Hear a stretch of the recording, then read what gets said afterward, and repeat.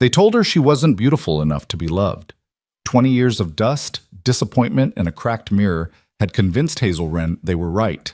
But when a trail cowboy with sunlit eyes walked into her dying general store and looked at her like she was the only woman in the world, everything she believed about herself began to unravel. This is the story of a plain girl who discovered she was extraordinary all along. Stay until the end and comment what city you're watching from. I want to see how far this story travels. The afternoon sun hammered down on Wild Rose Valley like God's own forge, turning the main street into a ribbon of shimmering heat that made the horizon dance and blur. Hazel Wren stood behind the counter of Wren's General Store, her hands planted on the scarred wood surface, watching dust motes spiral through the shaft of light that fell through the window. Her reflection wavered in the glass. Angular face, dark hair pulled back tight, skin tanned from necessity rather than leisure. She looked away quickly, the way she always did, focusing instead on the ledger spread before her with its brutal arithmetic of survival. 20 years old and she felt ancient. 20 years old and she couldn't remember the last time she'd felt young. The store smelled of old wood, kerosene, and the faint sweetness of the last barrel of molasses they'd probably never sell. Behind her, in the back room that served as both storage and living quarters, she could hear her father's labored breathing, the wet rattle that came after too many nights with a bottle. Samuel Wren had been a decent man once. Her mother had loved him, and Rebecca Wren hadn't been a woman who loved carelessly. But grief and whiskey had hollowed him out, left him a shell that Hazel had to keep alive with the same grim determination she brought to keeping the store's doors open. She dipped her pen in ink and returned to the numbers. They didn't lie, numbers. They didn't tell you that you were pretty when you weren't, didn't promise things they couldn't deliver. The columns told her what she already knew. They were 3 months behind on their account with the wholesaler in Blackwater. The roof needed patching before winter, and the money jar hidden beneath the floorboard in her room held exactly $17.32. Not enough for any of it. Beautiful day, ain't it, Hazel? She glanced up to see old Chester Malloy shuffling past the window, his hand raised in greeting. She lifted her own hand in response, managed a smile that felt like putting on a dress that no longer fit. Chester meant well. Everyone in Wild Rose Valley meant well. They meant well when they told her what a good daughter she was. They meant well when they mentioned how her mother would be proud. They meant well when they carefully avoided mentioning that at 20, most girls were married, or at least courted, and Hazel Wren was neither. The bell above the door chimed, a bright, cheerful sound that seemed to mock the weariness that had settled into Hazel's bones like dust. Margaret Sullivan swept in, all rustling skirts and rose water, her blonde hair perfect beneath her bonnet, her cheeks flushed with that particular glow of a woman who'd never gone hungry, never lain awake calculating whether to fix the roof or buy winter flour. Hazel, darling. Margaret's voice carried the crystalline, false warmth of women who called other women darling while cataloging their every flaw. How are you managing? I keep meaning to visit, but you know how busy things get. I'm well, Mrs. Sullivan. What can I get for you today? Hazel kept her voice level, professional, the same tone she'd use with any customer. Just some thread, the blue, if you have it, and perhaps some of that nice soap you keep behind the counter. Margaret leaned in conspiratorially, though there was no one else in the store to overhear. I wanted to tell you before you heard it from someone else. Matthew proposed last night. We'll be married in October. Matthew Sullivan, Margaret's distant cousin, visiting from Denver, a banker's son with soft hands and softer middle. Hazel had served him in the store twice. He'd looked through her both times, his gaze sliding past her like water off oiled leather. Congratulations, Hazel said, and meant it. She harbored no bitterness toward Margaret, no envy. Some women were born to silk dresses and wedding breakfasts. Some were born to calico and ledgers. I hope you'll be very happy. Oh, we will be. Matthew is so accomplished, so refined. He says Wild Rose Valley is quaint, but he thinks we should move to Denver after the wedding. Can you imagine? The theaters, the shops, the society. Margaret accepted the wrapped package Hazel handed her, placed her coins on the counter, exact change, always exact, as if overpaying by a penny might establish some obligation. You should think about coming to visit once we're settled. A change of scenery might do you good. Who knows? You might even meet someone.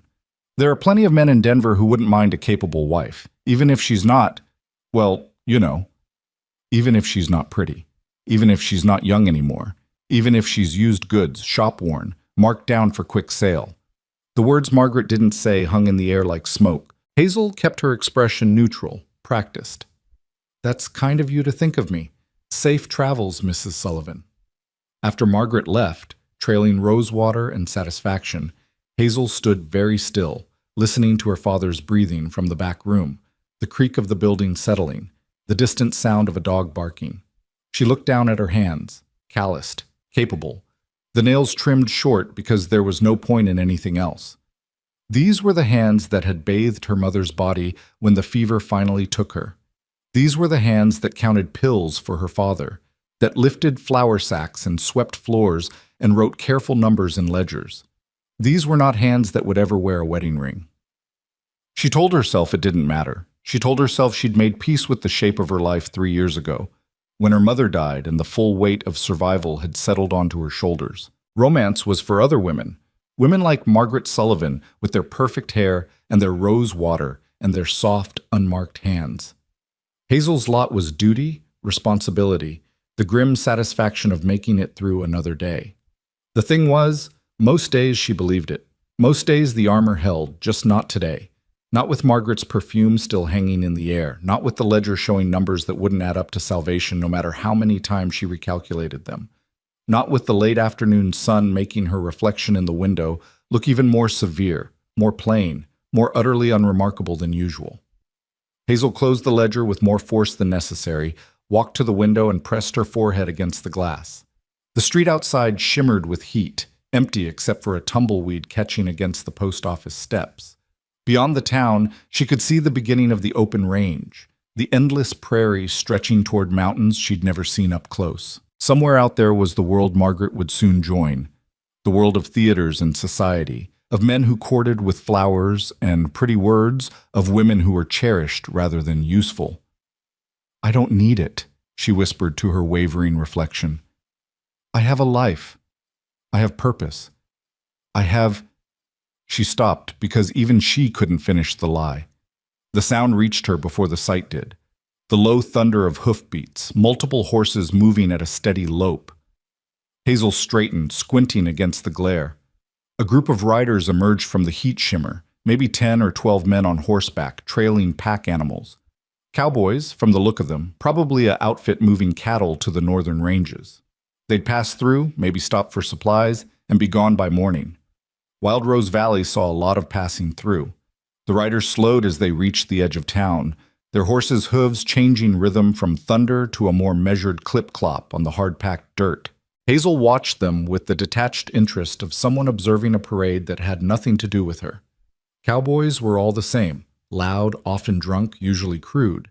They'd buy tobacco and beans and whiskey, make jokes she was meant to ignore, and ride out without a backward glance. But then one of the riders at the front of the group turned his head toward the store, and even from this distance, even through the dusty window glass, Hazel felt something shift in the air around her. He was tall in the saddle, built lean rather than heavy, wearing the standard trail gear of dusty denim and faded shirt. His hat was pulled low against the sun, but she could see the line of his jaw, the set of his shoulders. And even though he was still 50 yards away, even though she'd never seen him before in her life, something about the way he sat his horse, the way he seemed to carry himself with a quiet grace that set him apart from the louder men around him, made her breath catch in her chest. He was looking at the store. No, he was looking at her. Through the window, across the distance, his gaze found hers and held it. Hazel stepped back from the glass as if burned, her heart suddenly hammering. Foolish. He was just another cowboy, looking at just another building. She was imagining things, projecting loneliness into a stranger's casual glance. She turned away from the window, busied herself with straightening cans that didn't need straightening, told herself to stop being ridiculous. The riders moved past, heading toward the livery stable. Their voices carried on the still air, rough laughter, someone calling out about getting drunk, another voice suggesting the boarding house for supper. The sounds faded as they moved down the street. Hazel released a breath she hadn't known she was holding and shook her head at her own foolishness. 20 years old and getting fluttery over a cowboy who'd probably glanced at the store window to check his own reflection. She returned to the counter, opened the ledger again, forced herself to focus on the numbers. The afternoon wore on toward evening, the light shifting from harsh white to honey gold. A few more customers trickled in, Mrs. Chen buying rice, young Tommy Preston sent by his mother for vinegar, old Doc Winters stocking up on bandages and muttering about how the heat made people crazy and careless. Hazel served them all with her usual efficiency, made change, offered polite conversation, and carefully did not think about riders or glances or the strange flutter that had briefly disturbed her carefully maintained composure. She was in the back room checking on her father, still sleeping, mercy on them both, when the bell chimed again. She wiped her hands on her apron and returned to the front, already forming the polite greeting she'd spoken 1,000 times. But the words died in her throat. The man from the street stood just inside the door, hat in his hands, the late afternoon light falling across his face. He was younger than she'd thought at first, maybe 23 or 24, with dark hair that curled slightly at his collar and eyes that were an extraordinary shade of amber, like honey held up to sunlight. He had the lean, weathered look of someone who lived outdoors, worked hard, and ate sporadically. But there was something gentle in his expression, something courteous in the way he stood waiting for her to acknowledge him, that made him completely unlike every other trail cowboy she'd ever served. "Evening, miss," he said, and his voice was low, quiet, educated. "Hope I'm not too late for business." Hazel found her voice, though it came out slightly breathless. "No, not at all. We're open until 6. How can I help you?" He stepped farther into the store, moving with that same careful grace she'd noticed from the window. He didn't swagger or sprawl or take up more space than necessary. He looked around with genuine interest, taking in the shelves, the goods, the careful organization that Hazel had maintained through years of determined effort. "Nice store," he said simply. "You can tell someone cares about it." The compliment caught her off guard. People didn't usually notice things like that. "Thank you. It was my mother's. I do my best to keep it the way she did." His eyes returned to her face, and there was something in his gaze, not pity, not the casual assessment men usually gave women they found wanting, but something that looked almost like recognition, as if he saw something in her that she'd never seen in herself. "I'm sure she'd be proud," he said softly. Then, as if realizing he'd stepped over some invisible line of propriety, he cleared his throat and gestured toward the shelves. "I'm looking for writing paper. Good quality, if you have it. I need to write my sister. I've been on the trail for weeks, and I owe her a letter." "Of course." Hazel moved to the shelf where she kept paper goods, grateful for the excuse to turn away from that unnerving gaze. Her hands shook slightly as she pulled down a packet of good linen paper. "This is the best I have. It'll stand up to travel." "Perfect." He moved to the counter as she did, but made no move to crowd her, maintaining a respectful distance. When she placed the paper on the counter, he set his coins down gently beside it rather than tossing them across the wood the way most men did. His hands were calloused, scarred across the knuckles, but his fingers were long and careful as he counted out the exact price. "You're with the outfit that came through earlier?" Hazel asked, then immediately regretted it. She didn't make small talk with customers. Small talk led to familiarity, and familiarity with men like this, handsome, transient, kind, led nowhere good. But he nodded, seeming pleased that she'd asked. "Yes, ma'am. Turner Outfit, heading north to the high country. We'll be here tonight and gone by morning." He paused, then added, almost shyly, "My name's Cade. Cade Turner." Hazel Wren. The words were out before she could stop them, a breach of her usual professional distance. "Hazel," he repeated, and the way he said her name, carefully, as if it meant something, made that flutter return to her chest. "That's a beautiful name. Suits you."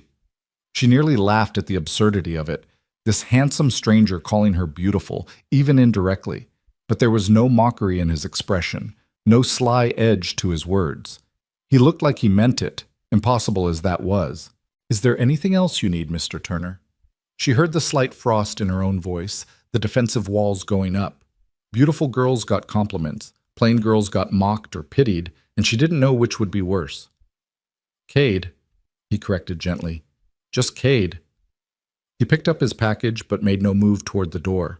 Instead, he seemed to be gathering courage for something, his jaw working slightly, his fingers tightening on his hat. Finally, the words came out in a rush. "Would it be forward to ask if you might join me for supper?" The world tilted slightly. Hazel stared at him, certain she'd misheard. "I'm sorry?" "Supper," he repeated, his cheeks coloring slightly. "At the boarding house. Mrs. Fletcher's supposed to be serving pot roast tonight, and I'd be honored if you'd join me, if that wouldn't be inappropriate." 1,000 responses crowded into Hazel's throat. Yes. No. Why? "You don't mean it. This is a joke. I'm not the kind of woman men invite to supper." But what came out was a barely audible, "I don't understand." Cade's expression softened into something that looked like understanding, maybe even sympathy, though not the pitying kind. "I know I'm a stranger. I know this is sudden.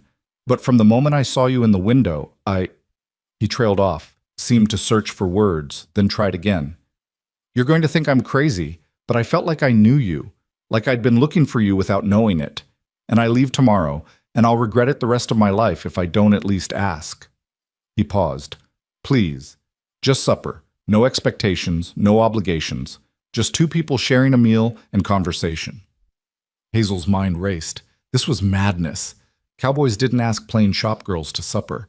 Handsome men with gentle eyes and educated voices didn't look at women like her and feel anything resembling recognition. This was a trick, or a bet, or some cruel game his friends had put him up to. But looking into his eyes, she couldn't find any trace of deception. Just hope. Just nervous, genuine hope. She faltered. "I need to tend to my father. He's not well, and I can't leave him alone for long." "I understand." Cade's disappointment was visible but gracious. "Of course. Family comes first." He moved toward the door, then stopped and turned back. "If you change your mind, I'll be at the boarding house at 7. I'll wait until past, just in case. And if you don't come, I'll understand that too. But I hope you will, Hazel Wren. I really do." Then he was gone, the bell chiming cheerfully in his wake, leaving Hazel standing behind the counter with her heart hammering and her carefully constructed certainties crumbling around her. She closed the store in a daze, checking the locks twice, counting the register 3 times before getting the numbers right. In the back room, her father was awake, sitting on the edge of his cot, staring at nothing with the vacant expression that meant he'd been into the bottle she knew he kept hidden beneath the loose floorboard. "There's stew from yesterday," she said, ladling it into a bowl. "You need to eat, Papa." Samuel Wren took the bowl with shaking hands. "Your mother used to make stew," he said, his words slightly slurred. "Not as good as hers. Nothing's as good as it was." "I know, Papa." She'd had this conversation 100 times. She sat beside him, watched him eat, counted his breaths, checked his color. He was getting worse. They both knew it, neither spoke of it. When he finished, she helped him back to lying down, pulled the thin blanket over him, and stood in the doorway watching until his breathing evened into sleep. Then she climbed the narrow stairs to her own room, barely more than a closet with a window, and sat on her bed in the gathering dusk. Through the window, she could see the lights coming on in the buildings along Main Street. The boarding house was 3 blocks north. 7 o'clock. He'd said 7 o'clock. Hazel looked at her reflection in the small, cracked mirror that hung above her washstand. Same face she saw every morning, same angular features, same too wide mouth, same eyes that were an indeterminate shade between gray and green. Same dark hair that never did what she wanted, currently pulled back in a bun so tight it gave her a headache. "He's being kind," she told her reflection. "Cowboys are always kind when they want something. Tomorrow he'll be gone and you'll be right back here, and this will be a story you'll turn over in your mind until it becomes ridiculous." But what if it wasn't ridiculous? What if, just once, she let herself believe that someone might see something in her worth knowing? The thought was dangerous. Dangerous as a match in dry grass, as stepping off a cliff, as hoping for anything beyond the narrow corridor of survival she'd learned to navigate. Margaret Sullivan got supper invitations and marriage proposals. Hazel Wren got duty and endurance and the cold comfort of making it through another day. Except Cade Turner had looked at her like she was Margaret Sullivan. Like she was more than Margaret Sullivan. Like she was someone worth waiting for. Hazel stood abruptly and went to her wardrobe. Calling it that was generous. It was really just a series of hooks on the wall. She owned 4 dresses, the faded calico she wore every day, 2 others nearly identical, and 1 green skirt with a white blouse that her mother had made her 3 years ago for occasions that never came. She pulled the green skirt out, held it against herself, tried to remember the last time she'd worn something that wasn't work-stained and worn thin. "This is foolish," she said aloud. "You're being foolish." But she was already washing her face, already taking down her hair and brushing it until it fell in dark waves past her shoulders. She changed into the green skirt and white blouse, stood before the mirror, and barely recognized herself. Without the armor of her work dress and severe hairstyle, she looked younger, softer. Almost. No. She stopped that thought before it could complete. She wasn't beautiful. Wishing couldn't make it so. But maybe, just for tonight, she could be pretty enough. Maybe, just for one evening, she could pretend to be the kind of woman who got invited to supper. She found the sprig of wildflowers she'd picked that morning, a habit from her mother, who always kept fresh flowers in the store, and tucked it into her hair. It was a small thing, probably ridiculous, but it made her feel like she was trying, like she was someone who deserved to try. The boarding house clock read 7:10 when Hazel slipped out the back door of the store. Having left a note for her father, she prayed he'd see if he woke. The evening air was cooling rapidly, the way it did in the valley, the sky above fading from blue to purple. Her heart hammered so loudly she was certain everyone on Main Street could hear it. Twice she almost turned back. Twice she forced herself forward. The boarding house sat on the corner of Main and 3rd, a sprawling 2-story structure with a wide porch where Mrs. Fletcher's boarders gathered on summer evenings. Tonight, several cowboys from Cade's outfit lounged on the steps, smoking and talking in low voices. They looked up as Hazel approached, their conversation dying. She felt their eyes on her, assessing, surprised, curious. She held her head high and climbed the steps, her legs shaking beneath her skirt. "Help you, miss?" One of them, a heavy-set man with graying temples, tipped his hat. "I'm meeting someone," Hazel said, proud that her voice didn't shake. "Cade's inside," another man said with a knowing grin. "Lucky bastard." She pushed through the door before she could lose her courage. The boarding house dining room was crowded with boarders and guests, the air thick with the smell of pot roast and fresh bread. Mrs. Fletcher herself was moving between tables, laughing at something a guest had said.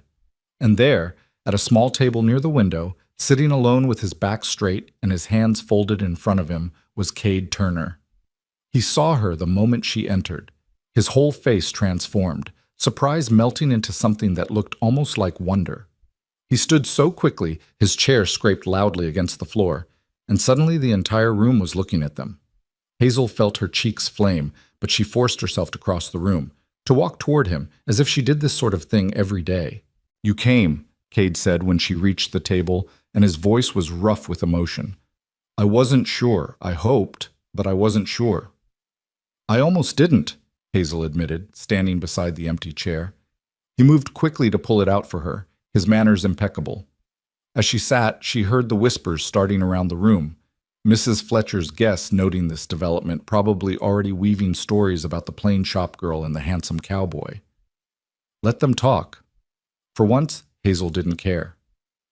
"You look—" Cade stopped, seemed to search for adequate words. "When you walked in, it was like the whole room changed color, like someone lit a lamp in a dark place." Hazel felt tears prick her eyes and blinked them back fiercely. "You don't have to say things like that." "I know I don't have to."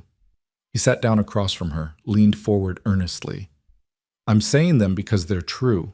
Because I've been sitting here for the last 20 minutes trying to figure out how to tell you what I saw when you walked through that door, and those are the only words I can find that come close." Mrs. Fletcher appeared at their table, her eyebrows raised in interested surprise. "Well, Hazel Wren, aren't you looking lovely tonight? What can I get you to?" They ordered pot roast for both, coffee, pie for dessert, and then they were alone in the crowded room, and Hazel didn't know what to say. Every social grace her mother had tried to teach her fled in the face of Cade's steady, warm gaze. "Tell me about yourself," he said gently. "Tell me everything." So she did. Slowly at first, then with growing ease, She told him about her mother, about the store, about her father's grief and how it had swallowed him whole. She told him about the ledgers that never quite balanced, about Margaret Sullivan and her banker's son, about the cracked mirror and the conviction that had settled into her bones that some lives were small lives and hers was one of them. And Cade listened, really listened, the way she imagined people in novels listen to each other, leaning forward, asking questions, his eyes never leaving her face. He didn't try to fix anything or offer empty platitudes. He just listened, and somehow that was more precious than any compliment. Then it was his turn. He told her about growing up on a struggling ranch in Oklahoma, about losing his mother when he was 15, about his sister Emily who was studying to be a teacher in St. Louis. He talked about the trail life, the loneliness of it, the beauty of it, the way it made you feel both infinite and insignificant.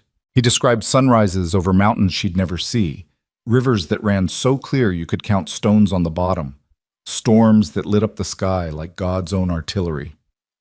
Then why do it? Hazel asked. If you could have stability, a real home, why choose the trail? Cade was quiet for a moment, his fingers tracing patterns on the worn tablecloth. I guess I've been looking for something. I didn't know what until... He looked up at her, and something in his expression made her breath catch. Until I walked into that store this afternoon. The room seemed to shrink until there was nothing but the two of them, this small table, this moment that felt both impossible and inevitable. Hazel wanted to say something clever, something that would deflect the weight of what he was implying, but she couldn't.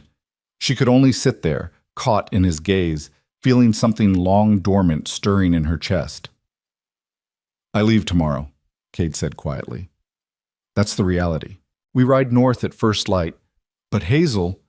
He reached across the table, stopped just short of touching her hand, asking permission with his eyes. When she didn't pull away, he covered her fingers with his own. I don't want to leave without knowing if I'll see you again. I live here, Hazel said, her voice barely above a whisper. I'll always be here. I can't leave my father, can't leave the store, this is my life. Then I'll come back. The certainty in his voice was almost frightening. We'll be in the high country for about 6 weeks, then we head back south. I can stop here. I can... He paused, seemed to realize how forward he was being, how presumptuous. If you want me to. If this isn't just a nice evening for you. If it feels like it does to me. Hazel looked at their joined hands on the table, at the contrast between his sun-darkened skin and her own paler fingers. This was madness. This was the kind of thing that happened in the dime novels she secretly read when the store was quiet, not in real life, not to girls like her. But God help her, she wanted it, wanted to believe it, wanted to hope that maybe, just maybe, her life could be more than surviving. It feels like that to me too, she whispered. It shouldn't, but it does. Cade's grip on her hand tightened and his smile was like sunrise. Then I'll come back, I swear it. I'll come back for you, Hazel Wren. They stayed at the boarding house until Mrs. Fletcher started giving them pointed looks and clearing nearby tables with unnecessarily loud clattering. Outside, the night had fully settled, the sky brilliant with stars that seemed close enough to touch. The streets were quiet except for distant laughter from the saloon 2 blocks over and the occasional bark of a dog. Cade insisted on walking her home, and Hazel didn't protest. They walked slowly, neither wanting the evening to end, their shoulders nearly touching, the warm night air wrapped around them like a cocoon. When they reached the store, Hazel stopped at the bottom of the outside stairs that led to the living quarters, suddenly uncertain. Thank you, she said. For supper, for listening, for all of it. Thank you for coming, for giving me a chance. Cade stood facing her, his hat in his hands again, his face soft in the starlight. Hazel, I know this is fast. I know I'm just some cowboy passing through, but I need you to know this meant something to me. You mean something to me. She couldn't speak past the lump in her throat. Instead, she reached up and touched his face, just briefly, her fingertips grazing his cheek. He caught her hand, held it against his face for a moment, his eyes closing. All right, he promised, and I'll be back before you know it. 6 weeks, maybe 7. Will you wait? Yes, she said, the word escaping before her practical mind could cage it. Yes, I'll wait. He kissed her hand then, formal and old-fashioned and absolutely devastating, before releasing her and stepping back. "Good night, Hazel Wren. Dream of me, if you can." She watched him walk back toward the boarding house, his figure gradually swallowed by the darkness. Only when he'd completely disappeared did she climb the stairs to her room, where she sat on her bed in the dark and pressed her hand, the one he'd kissed, against her heart, and wondered if it was possible to fall in love in the space of a single evening. She fell asleep still wearing the green skirt, still feeling the ghost of his lips on her hand, and for the first time in 3 years, Hazel Wren went to sleep smiling. Dawn came too early and too bright, spilling through Hazel's window like an accusation. She woke with her face pressed against the pillow, still wearing the green skirt, the wildflower crushed and wilted in her hair. For a disorienting moment, she couldn't remember why her heart felt so full, why there was this strange lightness in her chest that felt like hope or terror, or both at once. Then memory crashed back. Cade's amber eyes, his hand covering hers, the promise hanging between them like a bridge across an impossible distance. 6 weeks. Maybe 7. He'd said he'd come back. She rose quickly, splashed water on her face from the basin, changed into her work calico with fumbling fingers. The wildflower fell to the floor and she picked it up, smoothed its petals carefully, then pressed it between the pages of her mother's Bible on the nightstand. A keepsake. A reminder that last night had actually happened, that it hadn't been some fever dream born of loneliness and ledgers that wouldn't balance. Downstairs, her father was already awake, sitting at the small table in the back room with his head in his hands. The bottle beside him was empty. Hazel's brief surge of happiness deflated like a punctured bladder. "Papa?" She kept her voice gentle, though frustration scraped at her throat. "You promised you'd try." "Did I?" Samuel Wren looked up at her with bloodshot eyes. "Can't remember much these days, Hazel girl. Can't remember much except that your mother's gone and nothing's right anymore." She wanted to scream at him, wanted to shake him and tell him that she was still here, that she'd sacrificed every dream she'd ever had to keep him alive and the store afloat, that his grief was eating both of them alive. But she'd learned years ago that screaming at grief was like screaming at the wind, pointless and exhausting. Instead, she made coffee, fried eggs and salt pork, set the plate in front of him with more force than necessary.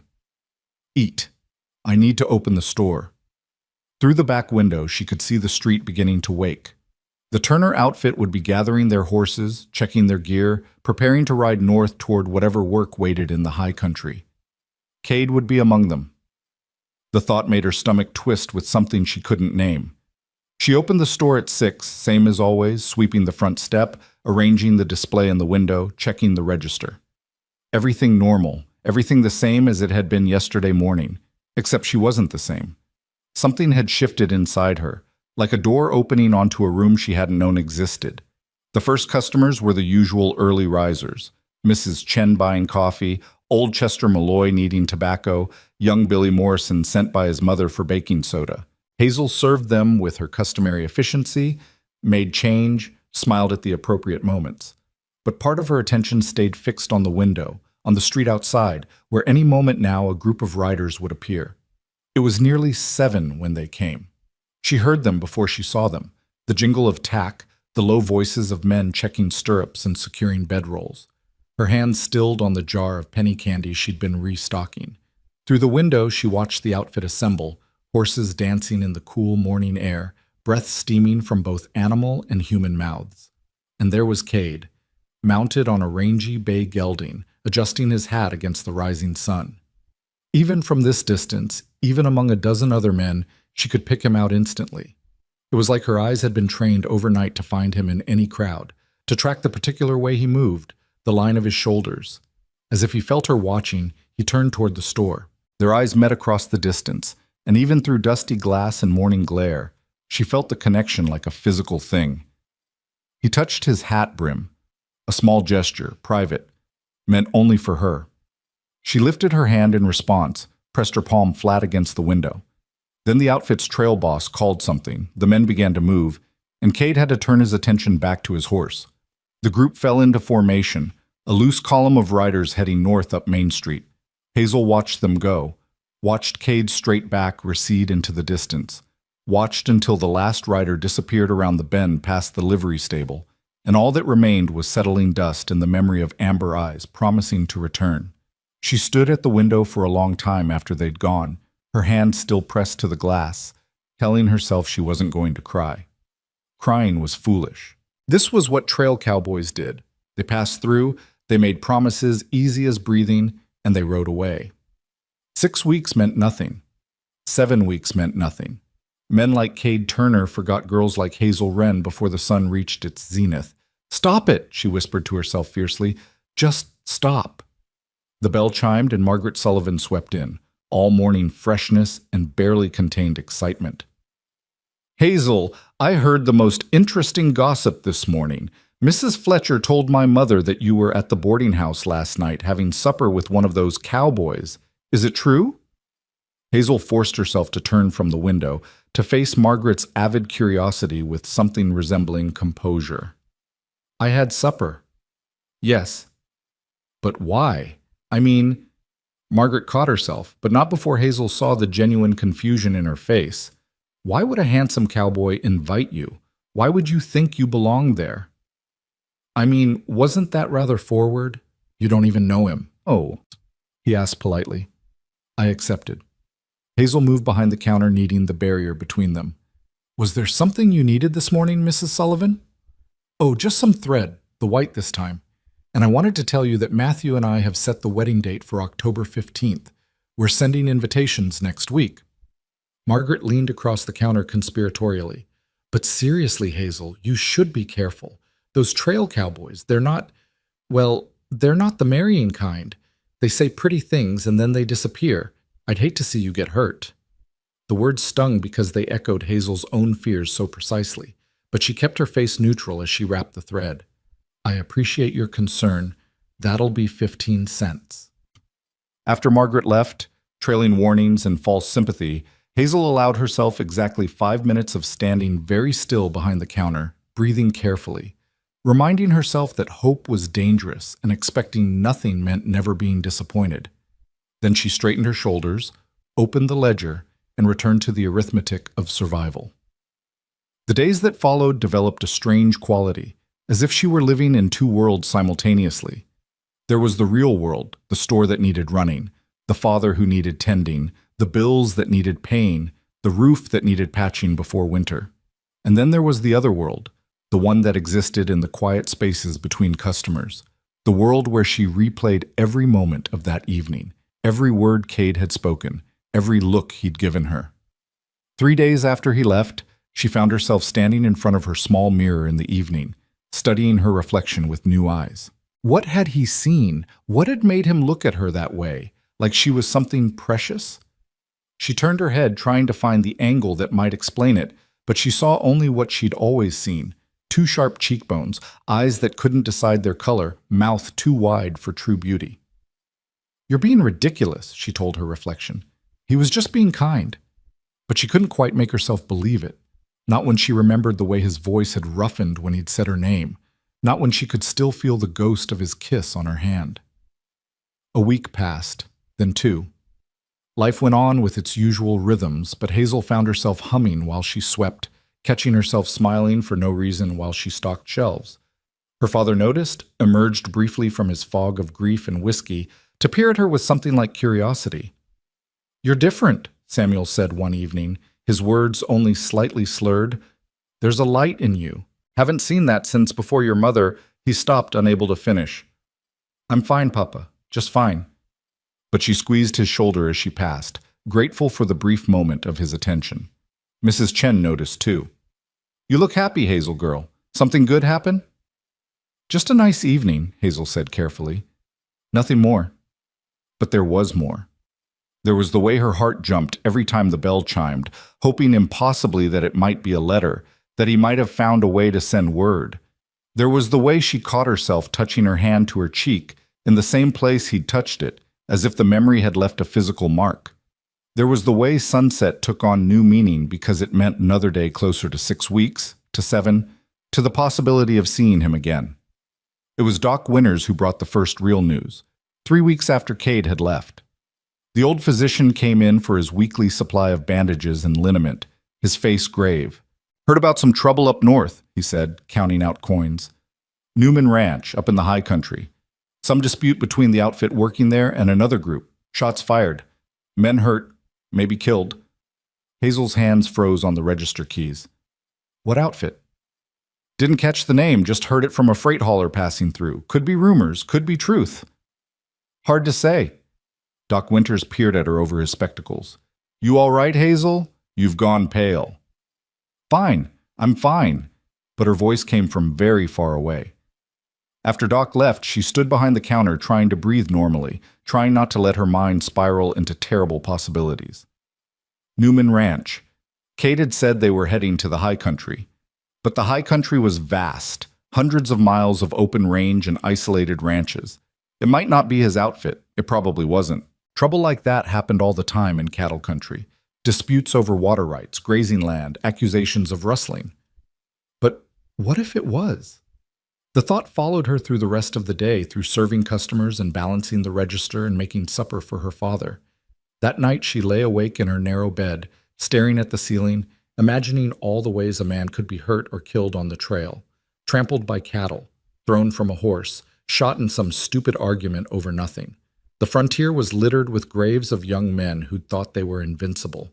She got up, lit her lamp, and pulled out the sheet of writing paper she'd purchased from her own stock. She'd never written a letter to a man before, had no idea where to even send it, but she needed to do something with the fear churning in her chest. So she wrote, Dear Cade, I hope this letter finds you well and safe. I heard about trouble at Newman Ranch, and I'm worried, though I'm probably being foolish. You've likely forgotten all about the plain shop girl in Wild Rose Valley by now. But I wanted you to know that I think of you, that I'm keeping count of the weeks, that I meant what I said about waiting. Please be careful. Please come back. Yours, Hazel. She folded it carefully, sealed it with wax, and wrote Cade Turner on the outside, even though she had no address to add. Then she tucked it in her Bible beside the pressed wildflower, a letter that would never be sent, but that somehow made her feel less helpless. The fourth week brought the first real test of her hope. A different outfit came through town, heading south from the high country. Hazel positioned herself at the window as they passed, searching each face for amber eyes and a gentle smile. When she didn't find him, she told herself it meant nothing.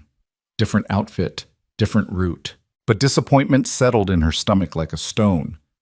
One of the cowboys from the southern outfit came into the store, and Hazel found herself asking before she could stop herself, Did you happen to pass a Turner outfit up north? The cowboy, a grizzled man with a scar across his cheek, scratched his beard. Turner? Yeah, I know the outfit. They were at Newman Ranch last I heard. There was some trouble there a couple weeks back, shooting over disputed grazing rights. Don't know if the Turner boys were involved or not. Why? You know someone with them? Just curious, Hazel managed, though her hands shook as she made change. That night she couldn't eat. Her father commented on it, brief flicker of paternal concern breaking through his usual stupor. You're looking thin, girl. Not sleeping neither. What's eating at you? Nothing, Papa, just tired. But it wasn't nothing. It was the slow erosion of hope, the practical voice in her head growing louder, reminding her that cowboys made promises they didn't keep, that 6 weeks was an eternity for a man on the trail, that she'd been a fool to believe even for a moment that someone like Cade Turner would actually come back for someone like her. 5 weeks. The store's roof sprang a leak during a rare summer storm, and Hazel spent hours in the attic with a bucket and tar, trying to patch it herself because there was no money to hire help. She came down covered in black tar and cobwebs, exhausted and close to tears, and found her father passed out on the floor of the back room, the latest bottle shattered beside him. She cleaned up the glass, got him onto his cot, and sat beside him in the dark, listening to his labored breathing and wondering how much longer she could do this alone. That's when she heard it, the sound of someone knocking at the back door, even though the store was long closed. Her first thought was Cade, that he'd come back early, and her heart leaped so hard it hurt. She scrambled to her feet, yanked open the door. It was Chester Malloy, his old face concerned in the lamplight. Sorry to disturb you so late, Hazel, but I saw your lamp was still on, and I wanted to tell you there's going to be a dance at the church social hall next Saturday. The whole town will be there. You should come. Do you good to get out, have some fun, You work too hard. The disappointment was crushing. She managed to smile. Thank you, Chester. I'll think about it. But she wouldn't go. She couldn't imagine going to a dance, watching couples whirl across the floor, pretending she didn't spend every spare moment waiting for someone who was probably never coming back. 6 weeks came and went. Hazel marked it in the ledger with a small notation, July 1st, the day Cade had promised to return. She opened the store at the usual time, served the usual customers, kept herself busy with inventory and cleaning. She didn't stand at the window watching the road. She didn't let herself hope. But when the day ended with no sign of him, no letter, no word, something inside her cracked. That evening, she took the ring box from beneath her floorboard. She'd been saving for the roof, for her father's medicine, for all the practical necessities that filled her days. She counted the money slowly. $23 now. Not enough. Never enough. And suddenly the futility of it all crashed over her. What was she doing? Why was she killing herself to maintain this half-life, caring for a father who wanted to die, running a store that barely survived, waiting for a man who'd forgotten she existed? She walked to her room, pulled out the unsent letter and the pressed wildflower, and sat on her bed staring at them. Evidence of her foolishness. Proof that she'd let herself believe in something that was never real. The tears came then, hot and angry and despairing. She cried for her mother who'd died too young, for her father who died inside even though his body kept breathing, for her own loneliness, for the green skirt that hung unworn in her wardrobe, for the girl she might have been if life had dealt her different cards. And she cried for Cade Turner, for the promise he hadn't kept, for the way he'd made her believe, just for one evening, one perfect evening, that she might be someone worth coming back for. When the tears finally stopped, she felt hollow but strangely calm. She put the letter and the wildflower back in the Bible, closed it firmly, and made a decision. No more waiting, no more hoping. Tomorrow she would wake up and be practical Hazel again, the girl who survived, who endured, who asked for nothing because nothing was all she'd ever get. But tomorrow came with its own surprise. She was opening the store, still moving through the fog of her resolved despair, when she heard horses. Just a few riders, not a whole outfit. She didn't look up, wouldn't let herself look up. The bell chimed. "Morning, miss. You got any of that good writing paper left?" The voice froze her in place. She knew that voice, had replayed it in her mind 1,000 times. Slowly, not trusting her ears, she turned around. Cade Turner stood just inside the door, hat in hands, looking travel-worn and exhausted and more wonderful than her memory had captured. He was thinner. There was a healing cut above his left eyebrow, and he swayed slightly as if he'd ridden too long without rest. But his eyes, those amber eyes that had haunted her dreams, were fixed on her with an intensity that made her knees weak. "You came back," she whispered, the words barely audible. "I told you I would." His voice was rough, raw with emotion. "I told you I would, Hazel." She couldn't move, couldn't speak. This wasn't happening. She'd cried herself empty last night, had made peace with loss. She couldn't let hope back in. It would destroy her. Cade took a step forward, then another, until he stood on his side of the counter and she stood on hers, with only a few feet of space and a chasm of fear between them. "I'm late," he said. "I know I'm late. There was trouble at Newman Ranch, just like you probably heard.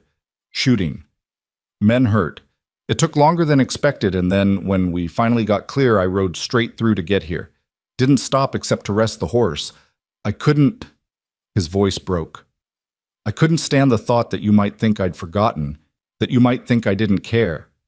"It's July 4th, Hazel said numbly. "You said July 1st. "I know, God, I know. I'm so sorry." He set his hat on the counter, ran his hands through his hair in agitation. "Say something, please. Tell me I'm not too late. Tell me you haven't—" "I thought you were dead," she interrupted, and suddenly she was shaking, all the fear and grief and anger of the past weeks flooding through her. "I heard about the shooting, and I thought, I waited every day, watching the road like a fool, and you didn't come. July 1st came and went, and you didn't come, and I thought—" She couldn't finish. The tears were back, furious tears, and she hated them, hated crying in front of him, hated the weakness that made her care so much about a man she barely knew. Cade moved around the counter in 2 quick strides and pulled her into his arms. She should have pushed him away, should have maintained her dignity, but instead she found herself clinging to him, her face pressed against his chest, his heart hammering beneath her ear. "I'm here," he said into her hair, his voice shaking. "I'm here, Hazel. I'm alive and I'm here, and I'm so damn sorry I scared you. But I'm here now. I came back for you just like I promised." She pulled back enough to look up at him, needing to see his face, needing to read the truth there. "Why? Why would you come back for me? I'm nobody. I'm just—" He cupped her face in his hands, his thumbs brushing away her tears. "Don't," he said fiercely. "Don't ever say that again. You're everything, Hazel. Every night on the trail, every morning waking up under the stars, all I could think about was getting back here, getting back to you. You became my compass, my true north. You barely know me. I know enough." His eyes searched hers with desperate intensity. "I know you're brave. I know you carry the weight of this whole store, of your father, of everything on your shoulders, and you never complain. I know you pressed a wildflower in your hair for our supper, and it was the most beautiful thing I'd ever seen. I know that when I'm with you, I feel like I've finally found the place I'm supposed to be." Hazel wanted to believe him. God, she wanted to believe him so badly it physically hurt. But the voice of doubt, honed by 20 years of being overlooked, of being the plain one, the useful one, the one who was never chosen, whispered its poison. "Men like you don't fall in love with girls like me. It's some kind of mistake. You'll realize it and—" "Stop." Cade's voice was gentle but firm. He pulled something from his pocket, a small cloth bundle, and pressed it into her hand. "Open it." With shaking fingers, she unwrapped the cloth. Inside was a ring, delicate, old, a pearl set in worn gold. It glowed in the morning light filtering through the store window. "It was my mother's," Cade said quietly. "The only thing I have of hers. I've been carrying it since I was 15, waiting for the right person, for the woman I'd want to spend my life with." He took the ring from her trembling hand and held it up. "I want that woman to be you, Hazel Wren. I know it's fast, I know it's crazy, but I also know what I feel, and I know I've never felt it before, and I know I won't feel it again. So I'm asking, not proposing, not yet, that wouldn't be fair when I'm about to leave again, but I'm asking if you'll wear this ring while I'm gone, as a promise, as proof that I'm coming back, that I mean every word I've said." The store seemed to spin around her. This couldn't be real. Things like this didn't happen to women like her.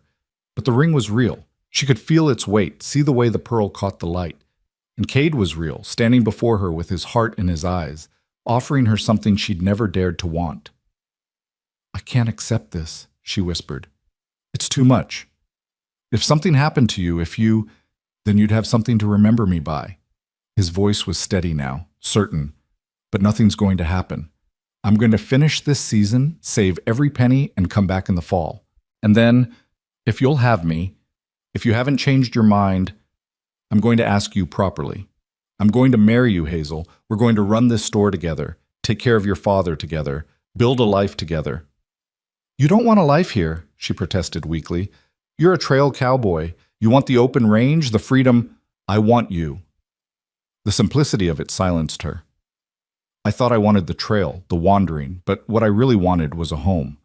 And home isn't a place, Hazel. It's you." She looked down at the ring in his hand, then up at his face, at the healing cut, the exhaustion, the absolute determination in his eyes. He'd ridden straight through to get here, had pushed himself and his horse to the limit because he couldn't bear the thought of her doubting him. Maybe, just maybe, this was real. "All right," she said, the words barely audible. "All right, I'll wear it." The smile that broke across Cade's face was like sunrise. He slipped the ring onto her finger. It was slightly loose, would need resizing, but it fit well enough. Then he raised her hand to his lips and kissed it, just like he had that first night, and Hazel felt something inside her chest crack open, something she'd kept locked and protected for so long she'd forgotten it was there. "I have to leave again tomorrow," Cade said, still holding her hand. "We're heading east this time, different contract. But I'll be back by October, late October at the latest. And this time I'll write. I'll send letters to the general store in every town we pass through. You'll be so sick of hearing from me, you'll be ready to give the ring back." Hazel laughed, a sound that felt rusty from disuse. I won't give it back. Promise? Promise. They stood there in the morning light, hands clasped, the ring warm on her finger, and for the first time in years, Hazel allowed herself to hope. Really hope. Not the desperate, fearful hoping of the past weeks, but the kind of hope that felt like solid ground beneath her feet. The bell chimed as the door opened, and they sprang apart like guilty children. Mrs. Chen entered, stopped short when she saw them, her eyes widening as she took in Hazel's tear-stained face, Cade's possessive stance, the ring glinting on Hazel's finger. "Oh my," Mrs. Chen said, a smile spreading across her face. "Oh my goodness, Hazel dear, are you—" "Mrs. Chen, this is Cade Turner," Hazel said, and her voice was steadier now, stronger. We're—" She looked at Cade helplessly. "I'm courting her," Cade said firmly, sliding an arm around Hazel's waist. "With intentions to marry, if she'll have me." Mrs. Chen's smile grew impossibly wider. "Well, I'll be. Hazel Wren, you dark horse. Wait until I tell Mr. Chen. Wait until I tell everyone. The whole town will be so happy for you, dear," after Mrs. Chen left, probably already composing the gossip she'd share at every stop on her morning rounds. Cade and Hazel looked at each other and burst out laughing. The secret was out. By noon, all of Wild Rose Valley would know that plain Hazel Wren had somehow captured the heart of a handsome cowboy. The whispers would start, the speculation, the doubt. Margaret Sullivan would probably have a dozen theories about what Cade really wanted. Let them talk. For once, Hazel didn't care. She spent the rest of that day in a daze. Cade stayed as long as he could, helping her stock shelves, carrying heavy boxes, charming every customer who came through the door. He met her father, who emerged from his fog long enough to shake Cade's hand and mumble something about Rebecca would have liked him. And when evening came and the store finally closed, they sat on the steps out back, watching the sun set over the valley, Hazel's hand in his, the ring catching the last golden light. "I don't want you to go," Hazel admitted quietly. "I know. I don't want to go either." Cade squeezed her hand. "But this is the last season. I'm going to save every penny I earn. And when I come back, I'm done with the trail life. Done with wandering. I'm coming home to you for good." "Home," Hazel repeated, testing the word. It had always meant burden, responsibility, survival. But the way Cade said it, it sounded like promise, like beginning, like something worth building. They sat in silence for a while, not needing words, just the warmth of each other's presence and the deepening twilight. Finally, Cade stood, pulled her to her feet, and held her close. "Thank you," he said into her hair. "For what?" "For waiting. For hoping. For giving me something worth coming back to." He pulled back, looked into her eyes. "I love you, Hazel Wren. I know it's too soon to say it. I know we've only spent a handful of hours together, but I've never been more certain of anything in my life. I love you." The tears came again, but they were different this time. Not grief or fear, but overwhelming emotion, the feeling of being seen, being chosen, being loved. "I love you too," she whispered. "God help me, I do." He kissed her then, soft and sweet and careful, like she was something precious that might break. And when he finally pulled away, they were both trembling. "October," he said firmly. "Late October. I'll come back for you, and we'll figure out the rest together, all right?" "All right." She watched him ride away at dawn the next morning, the ring heavy on her finger, her heart somehow both breaking and soaring. The store needed opening, the ledgers needed updating, her father needed tending, but for once the weight of it all felt different, lighter, because she wasn't carrying it alone anymore, because someone had looked at her and seen not a burden but a treasure, because Cade Turner loved her, and this time she believed it. The days after Cade's departure should have been unbearable, but they weren't. They were different in a way Hazel couldn't quite articulate. The same tasks, the same routines, but shot through with light. She caught herself humming while she swept the floor, smiling at customers for no reason, touching the ring on her finger like a talisman. Mrs. Chen had been true to her word. By the end of that first day, the entire town knew about Hazel Wren and her cowboy, and the reactions ranged from genuine happiness to barely concealed skepticism. Margaret Sullivan came in on the third day, her face a study in confused disbelief. She circled the counter like a cat stalking prey, her eyes fixed on the pearl ring that Hazel no longer bothered to hide. "So it's true then," Margaret said finally. "You're actually engaged to that cowboy." "Not engaged yet, but promised." Hazel kept her voice level, refusing to be baited. "Hazel, I don't mean to be unkind, but don't you think this is all rather sudden? You barely know him.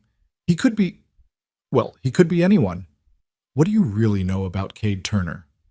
Margaret's tone suggested she was being helpful, saving Hazel from her own foolishness. "I know enough." Hazel met Margaret's eyes steadily. "I know he's honest. I know he keeps his promises. I know he sees me, Margaret, really sees me." Margaret's face softened slightly, perhaps recognizing something genuine in Hazel's voice. "I hope you're right. I truly do. I'd hate to see you hurt." She paused, then added with unexpected sincerity, "You look different, you know. Happier, it suits you." After Margaret left, Hazel stood at her post behind the counter and realized that for the first time in her life, she didn't care what Margaret Sullivan or anyone else thought. Let them doubt. Let them whisper. She knew what she felt, knew what she'd seen in Cade's eyes. That was enough. The first letter arrived 2 weeks later, delivered by the mail coach driver who made his weekly rounds through Wild Rose Valley. Hazel's hands shook as she took the envelope, seeing her name written in Cade's careful script. She waited until the store was empty, then sat on the stool behind the counter and opened it with trembling fingers.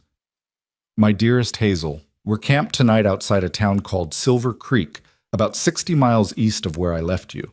60 miles feels like 600 when every step takes me farther from where I want to be.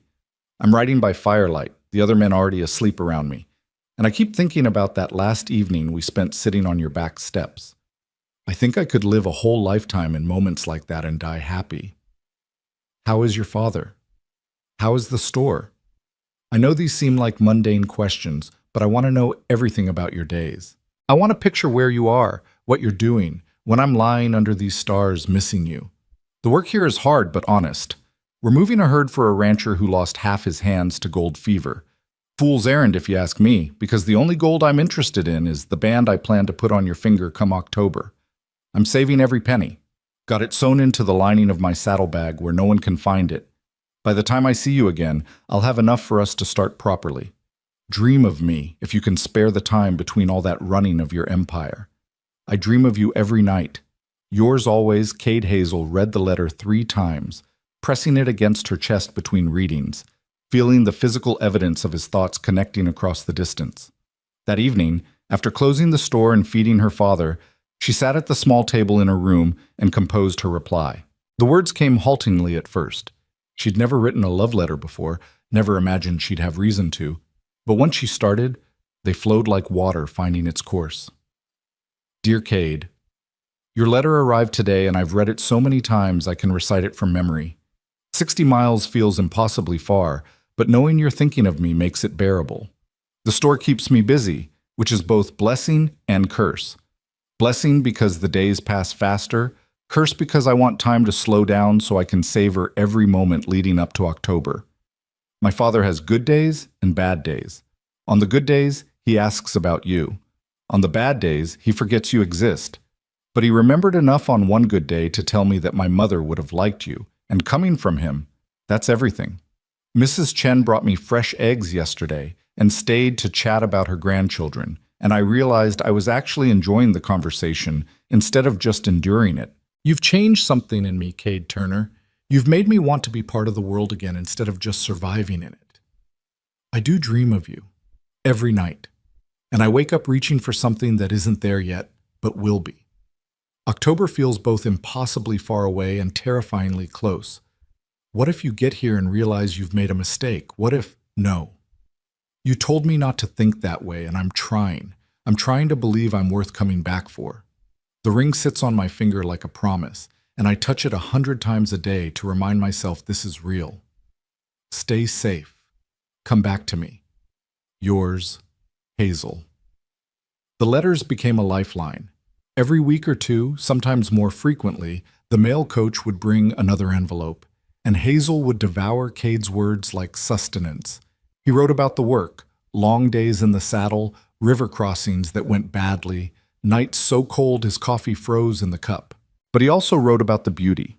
Sunrises that painted the world in colors that had no names, the way a hawk circled overhead, like it was writing messages in the sky, the profound silence of the prairie at midnight when it felt like he and the stars were the only things in existence.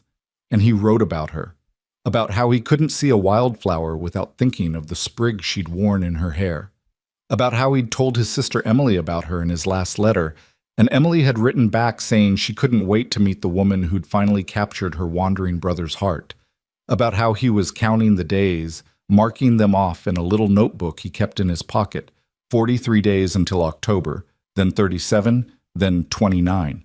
Hazel wrote back faithfully, filling her letters with the small details of her life that she'd never imagined anyone would care about. She told him about old Chester Malloy's rheumatism, about the barn cat that had kittens in the store's supply closet, about the traveling preacher who'd come through town and stayed for a week of revival meetings that had everyone stirred up and speaking in tongues. She told him about her fears, that the roof was getting worse, that her father was getting worse, that she sometimes woke up in the middle of the night certain this was all a dream and she'd wake to find herself alone again. Those fears are real, Cade wrote back. But so is this. So am I. So are we. Hold on to that when the doubts come calling. 6 weeks after Cade left, Hazel woke to discover her father hadn't gotten up. She found him on his cot, conscious but unable to move his left side, his face slack on one side, words coming out slurred and wrong. Doc Winters came quickly, examined him with gentle efficiency, then sat Hazel down in the store's back room with the kind of grave expression that preceded bad news. "He's had a stroke," Doc said bluntly. "A bad one. He might recover some function, but I doubt he'll ever be the same. You need to prepare yourself, Hazel. This could be the beginning of the end, or he could linger like this for months, maybe years. Either way, he's going to need constant care." The weight of it crashed over her like a wave. Constant care meant she couldn't run the store properly, couldn't serve customers while also watching him, making sure he ate, helping him to the privy, keeping him clean. The arithmetic was brutal and immediate. She'd have to hire help for the store, which meant money she didn't have, or close the store during the hours she tended him, which meant losing even more money they couldn't afford to lose. "How much would a nurse cost?" she asked, though she already knew the answer would be impossible. Doc Winters named a figure that made her stomach drop. "But I might know someone who could help part-time for less. Mrs. Kowalski, the widow on 3rd Street. Her husband died last year and she's looking for work. Good woman, patient, knows how to tend the sick. I can ask her if you'd like." "Yes, please." Hazel heard her own voice from far away. "Whatever we can afford." After Doc left, she sat beside her father's cot, holding his good hand, watching his chest rise and fall. His eyes tracked her face, and she could see the fear in them, the awareness that he was trapped in a body that no longer obeyed him. For the first time in years, she saw the man he'd been before grief had hollowed him out, her mother's husband, the father who'd taught her to read, who'd carried her on his shoulders when she was small. "I'm here, Papa," she whispered. "I'm not going anywhere. We'll figure this out." But as the day wore into evening and she calculated the cost of a part-time nurse against the store's dwindling income, she felt the walls closing in. The roof still leaked, the wholesaler bill was still unpaid, and now there was this, her father's care, which would drain what little resources they had left. That night, after settling her father as comfortably as she could, Hazel climbed the stairs to her room and sat on her bed with the money box in her lap. $29.16. The sum of months of scrimping, of skipping meals, of choosing patches over new fabric. It wasn't enough. It would never be enough. She looked at the ring on her finger, the pearl glowing softly in the lamplight. It was old, clearly valuable. If she sold it, she could pay for months of nursing care, could fix the roof, could pay the wholesaler. She could solve every immediate problem crushing down on her. But she'd be breaking her promise. She'd be giving up the one beautiful thing in her life, the one piece of evidence that someone had chosen her, had seen worth in her. She'd be telling Cade that she didn't trust him, didn't believe he'd come back, that survival mattered more than love. Hazel twisted the ring around her finger, tears streaming down her face, torn between two impossible choices. She sat like that for hours, until the lamp burned low and the night grew cold, unable to decide, unable to see a way forward that didn't require sacrificing something essential. Finally, she slid the ring off her finger and held it in her palm. The pearl seemed to pulse with its own light, warm and alive. She thought about Cade's mother, whoever she'd been, wearing this ring through her own trials and joys. She thought about Cade carrying it for years, waiting for the right person. She thought about the promise it represented, that she wasn't alone, that someone was coming back for her, that her life could be more than just endurance. With shaking hands, she put the ring back on her finger and closed the money box. She'd find another way. She had to, because giving up this ring felt like giving up hope itself, and hope was the only thing keeping her breathing. Mrs. Kowalski started the next day, a sturdy Polish woman with strong hands and a no-nonsense manner that Hazel found immensely comforting. She charged half what Doc Winters had quoted, and she had a gentle way with Samuel that made him calmer, less frightened.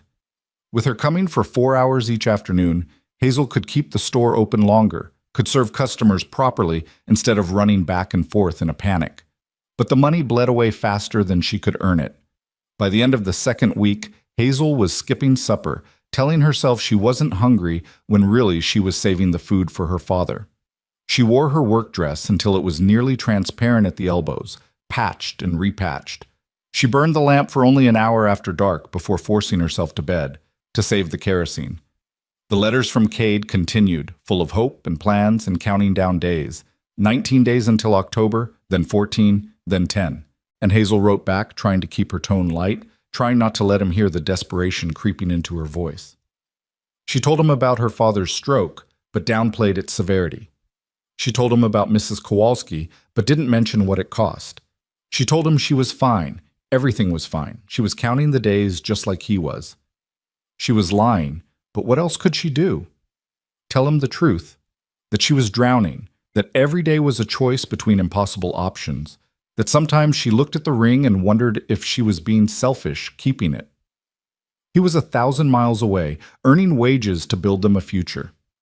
He couldn't help her with this, and burdening him with it felt cruel.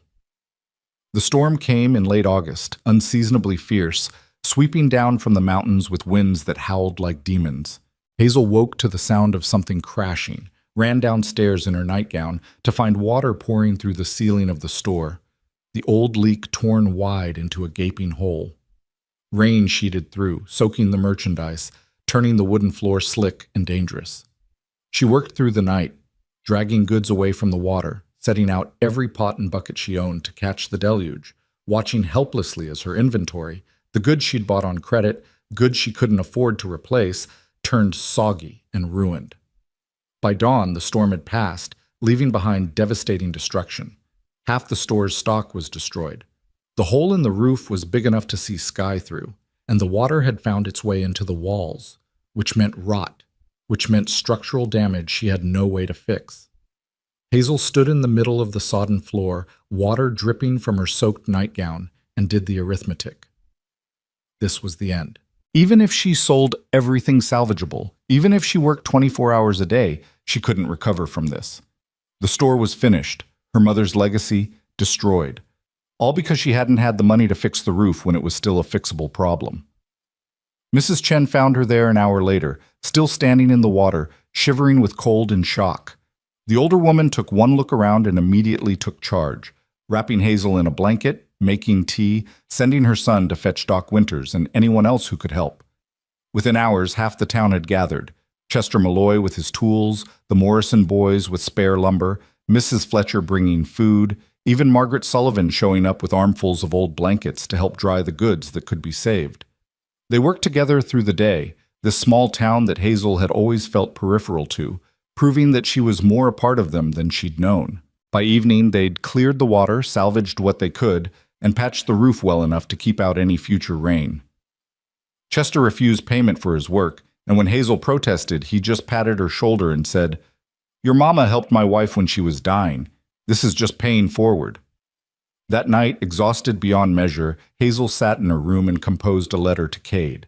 Her hand shook as she wrote, and for the first time she couldn't hide the truth. Dear Cade, something terrible has happened. There was a storm, and the roof gave way and destroyed half the store's inventory. The town helped me patch it, but the damage is done. I'm trying to calculate whether I can recover from this, and I don't think I can. I've been lying to you in my letters, saying everything is fine when it isn't. My father is getting worse, not better. The money is running out. Some days I'm not sure how we'll make it to next week, much less October. I don't know why I'm telling you this now. Maybe because I'm too tired to pretend anymore. Maybe because I need you to know that if you've changed your mind about coming back, I'd understand. You signed up for a girl running a store, not a girl who's drowning in debt with a dying father and a business that's barely surviving. I'm not trying to release you from your promise. God knows I'm selfish enough to want you to keep it, but I need you to know what you'd be coming back to. The truth, not the pretty version I've been painting in my letters. I love you. That's the one thing I haven't lied about. But love doesn't pay debts or fix roofs or bring back stock that's been ruined by rainwater. I'm sorry. I'm so sorry. I don't know what else to say except that I'll understand if you decide this is too much. Hazel. She sealed the letter and sent it with the next mail coach, then spent the following days in a haze of exhaustion and dread. She worked the store during every hour it was open, tended her father when Mrs. Kowalski wasn't there, fell into bed each night too tired even for dreams. The ring felt heavy on her finger, a reminder of promises that seemed increasingly impossible to keep. 8 days until October. Then 6. Then 4. No letter came from Cade. The silence stretched, and with each passing day, Hazel felt something inside her harden. He'd gotten her letter, realized what a mess he'd be inheriting, and decided to cut his losses. She couldn't blame him. What sane man would choose this life? A dying father-in-law, a failing business, a woman who couldn't even keep a roof over her head. She should take off the ring, should pack it away, add it to the box of broken dreams, and move on. But her fingers wouldn't obey. Every time she reached to slide it off, something in her chest clenched so hard she couldn't breathe. 3 days until October. Hazel was restocking the shelves, what little stock remained, when the bell chimed. She turned, expecting a customer, and found herself facing a tall man in a fine suit, his face weathered but genteel, a businessman's shrewdness in his eyes. "Miss Wren?" he said, removing his hat. "My name is Theodore Blackwood. I own the Mercantile in Blackwater, and I've been keeping an eye on your operation here. I'd like to make you an offer." Hazel's stomach dropped. She knew what was coming before he said it. "Your store is in trouble," Blackwood continued, not unkindly. "I've seen the invoices. You're 3 months behind with the wholesaler, and after that storm, you're in no position to recover. I'd like to buy you out, absorb your remaining inventory, take over the building, settle your debts. You'd be free and clear, able to take care of your father without this burden dragging you down." "This was my mother's store," Hazel said quietly. "It's all I have of her." "I understand, but your mother wouldn't want you to drown with it." Blackwood's voice was gentle, persuasive. "I'll give you a fair price, more than fair actually, because I admire what you've tried to do here. Enough to pay off your debts and have a cushion left over. You could start fresh somewhere else without all this weight on your shoulders." He named a figure. It was generous, she had to admit. More than she'd expected. Enough to clear her debts, pay for her father's care for months, maybe even start over somewhere new.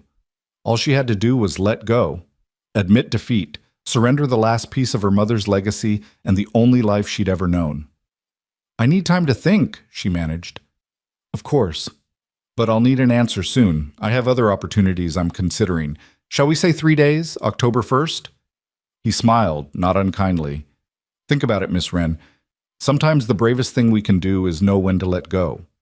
After he left, Hazel stood in the store that had been her entire world for 20 years, looking at the shelves her mother had built, the counter where her mother had taught her arithmetic, the window where her mother used to place fresh flowers every morning. If she sold, all of that would be gone, erased, replaced by Theodore Blackwood's efficient mercantile operation. But if she didn't sell, she'd lose it anyway. The math was inescapable. She couldn't make enough to survive, let alone pay her debts. The store was already dying. Blackwood's offer was just acknowledging what she'd been refusing to admit. That evening, Hazel sat beside her father's cot and told him about the offer. He looked at her with his one good eye, the other still slack and useless, and squeezed her hand with his functioning fingers. "What your mother want?" he managed to slur out. Hazel felt tears prick her eyes. "I don't know, Papa. I think she'd want me to be happy, but I don't know what that looks like anymore." 2 days until October. The silence from Cade stretched like an open wound. Hazel found herself standing at the window during slow moments, watching the road the way she'd sworn she wouldn't, hoping against hope that maybe, just maybe, he'd come early, that he'd ride in with some solution she couldn't see, that he'd make everything right. But the road stayed empty. October 1st arrived gray and cold, the first real hint of the winter coming. Hazel opened the store mechanically, going through familiar motions that felt like saying goodbye. Today was the day Blackwood wanted his answer. Today was also the day Cade had promised to return, though the sun was already past noon and there was no sign of him. She'd been a fool to hope. Cowboys made promises easily and broke them just as easily. He was probably halfway to California by now. Or maybe he'd met some pretty girl in one of the towns along his route, someone without crushing debts and dying fathers, someone who could smile without it feeling like work. The ring on her finger suddenly felt like mockery. She twisted it around, preparing to finally take it off, to pack it away with all her other broken dreams when the bell chimed. Hazel looked up, expecting Blackwood come for his answer, and froze.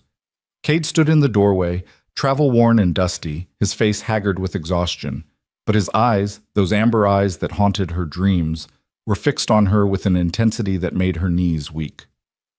"I got your letter," he said, his voice rough.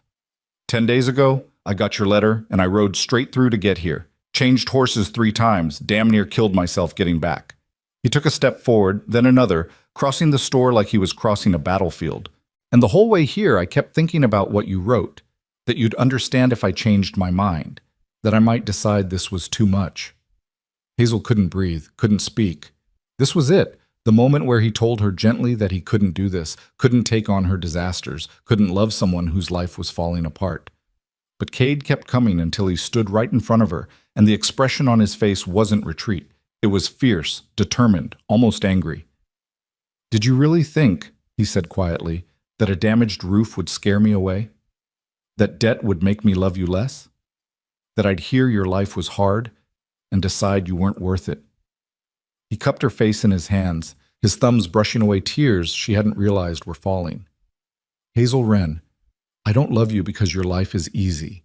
I love you because you're the strongest, bravest, most remarkable woman I've ever met. I love you because you carry impossible weight and you keep going. I love you because when I look at you, I see home." "The store is dying," she whispered. "There's a man who wants to buy it. I think I have to sell. Everything my mother built, everything I've tried to save, it's all falling apart, Cade." "Then we'll let it fall," he said simply, "and we'll build something new from the pieces. Together." He reached into his coat and pulled out a leather pouch, heavy with coins. "I saved every penny, every single penny from 3 months of work. It's not a fortune, but it's a start. We can pay your debts, fix the roof properly, restock the shelves, or we can sell to Blackwood and start something completely new. I don't care which we do, Hazel. All I care about is doing it with you." She stared at the pouch in his hand, at the evidence of months of labor and sacrifice, at the proof that he'd meant every word he'd ever said to her. "You'd give this to me? Your whole season's wages?" "I'd give you everything." His voice broke slightly. "Don't you understand that yet? I came back for you, Hazel. Not for the store, not for the town, not for anything except you. Marry me. Right now, today. Say yes, and we'll figure out the rest together." And there it was, the question she'd been waiting for, dreaming of, terrified of. Not the promise of a future proposal, but the actual, real question, offered in the ruins of her old life with the courage to build a new one. Hazel looked at this man who'd ridden through exhaustion to reach her, who'd saved his wages not for himself but for them, who was standing in her dying store offering not rescue but partnership. She looked at the ring on her finger that she'd refused to take off even when everything else was falling apart. She looked at the store that had been her prison and her purpose, and realized that maybe, just maybe, it was time to choose something else. Yes, she whispered. Yes, I'll marry you. Cade's smile was like sunrise breaking through storm clouds. He kissed her then, deep and desperate and full of relief, his arms wrapping around her like he could hold back the whole world as long as she was in them.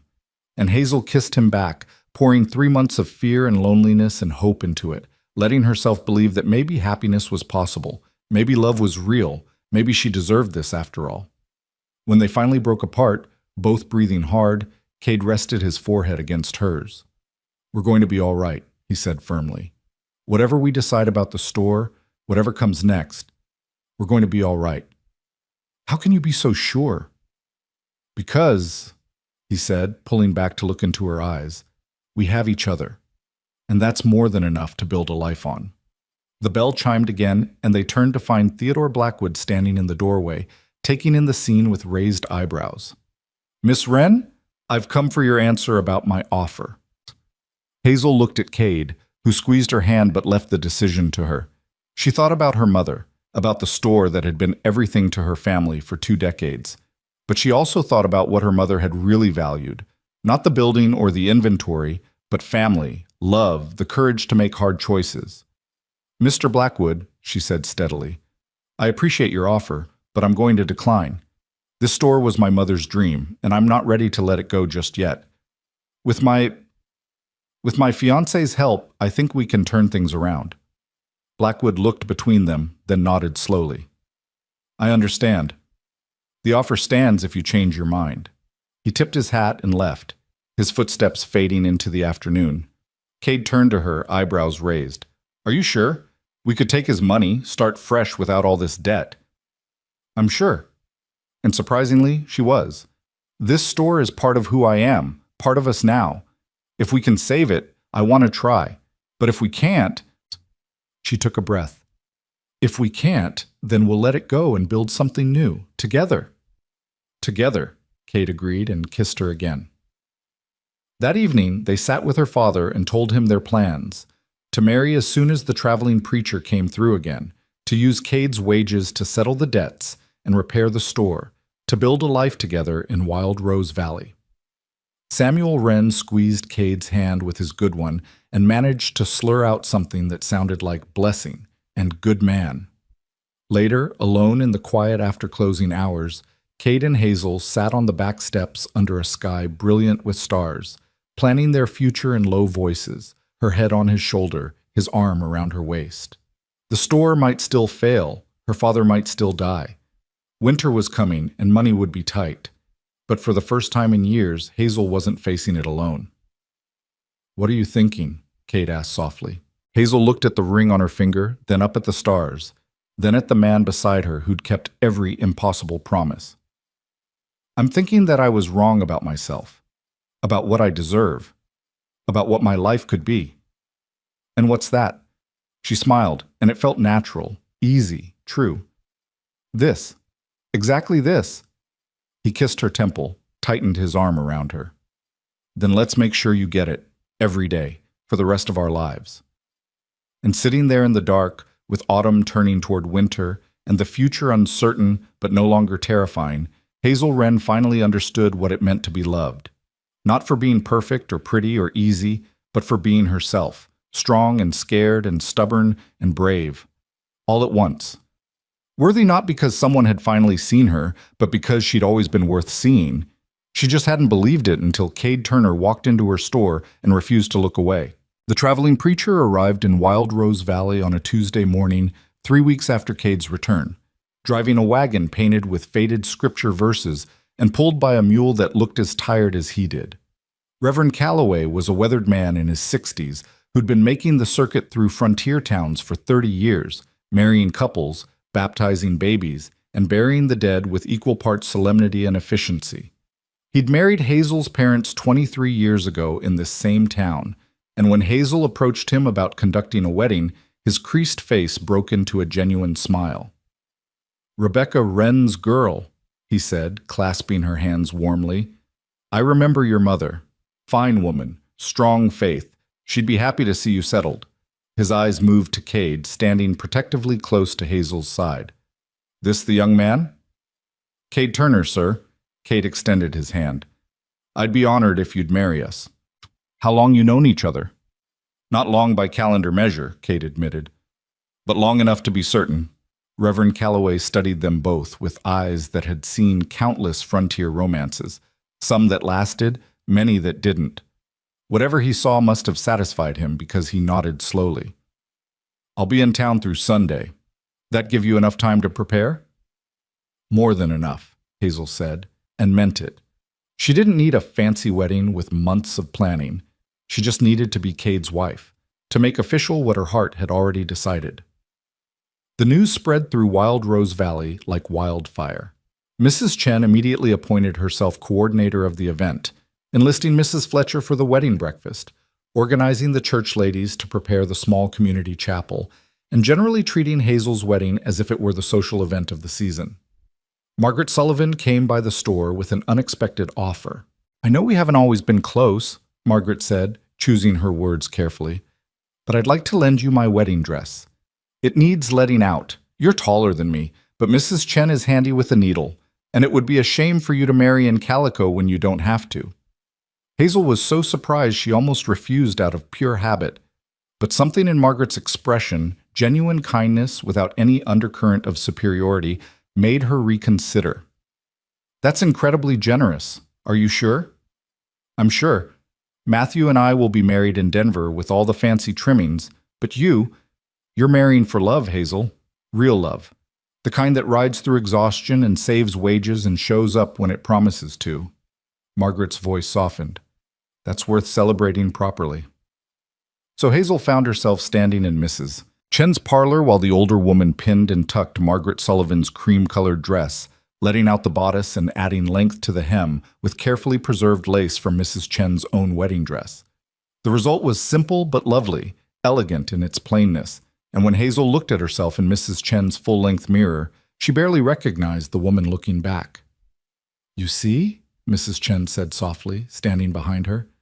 Beautiful. Always were. Just needed someone to help you see it. The days leading to Sunday passed in a blur of preparation and work. Cade threw himself into repairing the store with an energy that bordered on possessed. He patched the roof properly this time, replacing rotten boards and sealing every leak.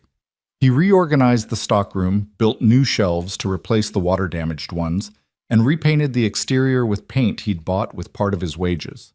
Chester Malloy and the Morrison boys helped, refusing payment but accepting Hazel's tearful gratitude. The store itself began to transform. Cade used the rest of his wages to settle the debt with the wholesaler and place a new order.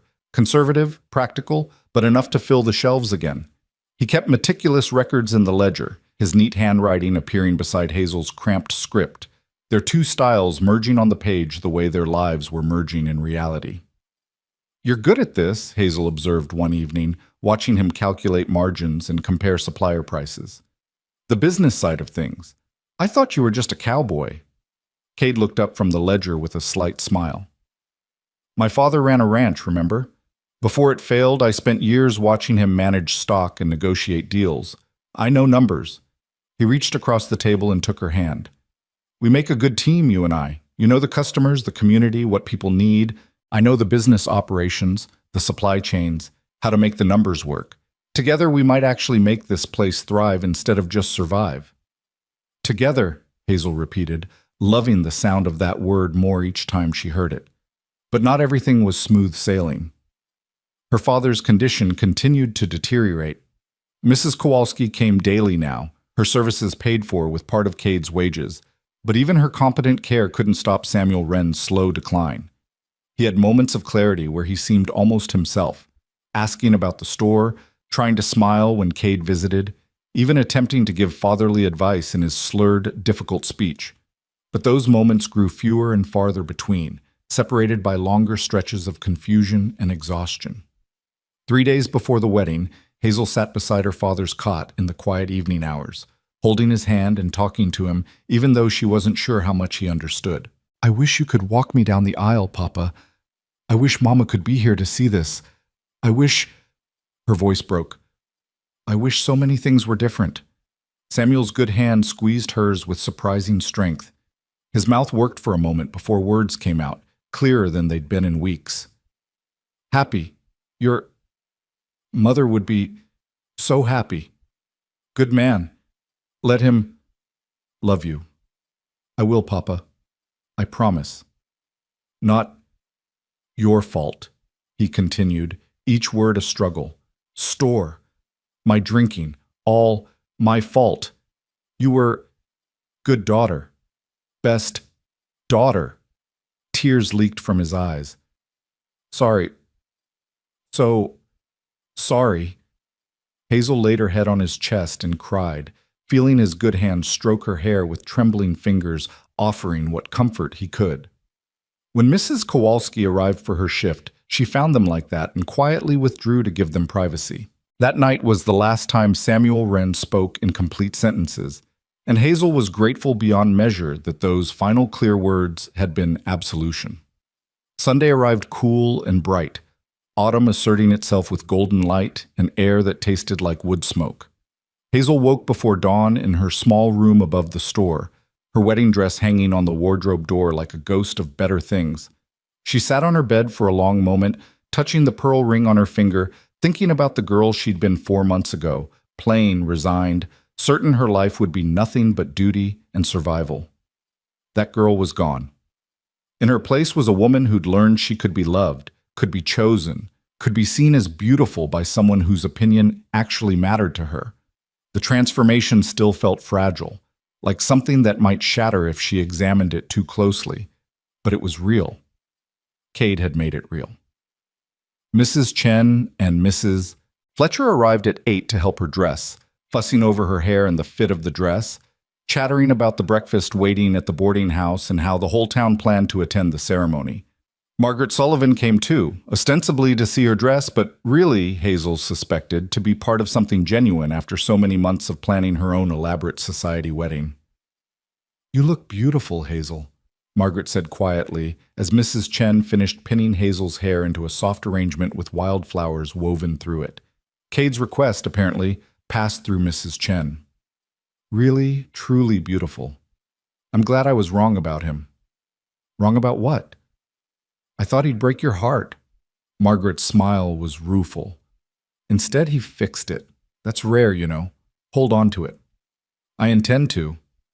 The chapel was small, barely more than a one-room building with rough-hewn pews and a simple cross on the wall.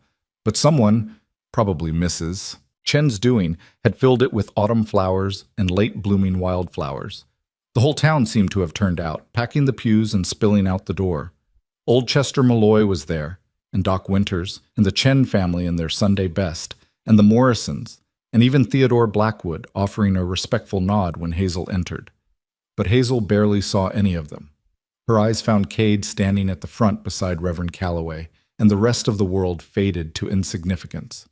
He wore a new suit, or new to him anyway, probably bought or borrowed from somewhere, and he'd shaved and tamed his hair, though one stubborn curl still fell across his forehead. But it was his expression that stopped her heart, pure, undiluted joy mixed with something that looked almost like awe. She walked down the aisle alone because her father couldn't manage it, and somehow that felt right. She'd been walking alone for years.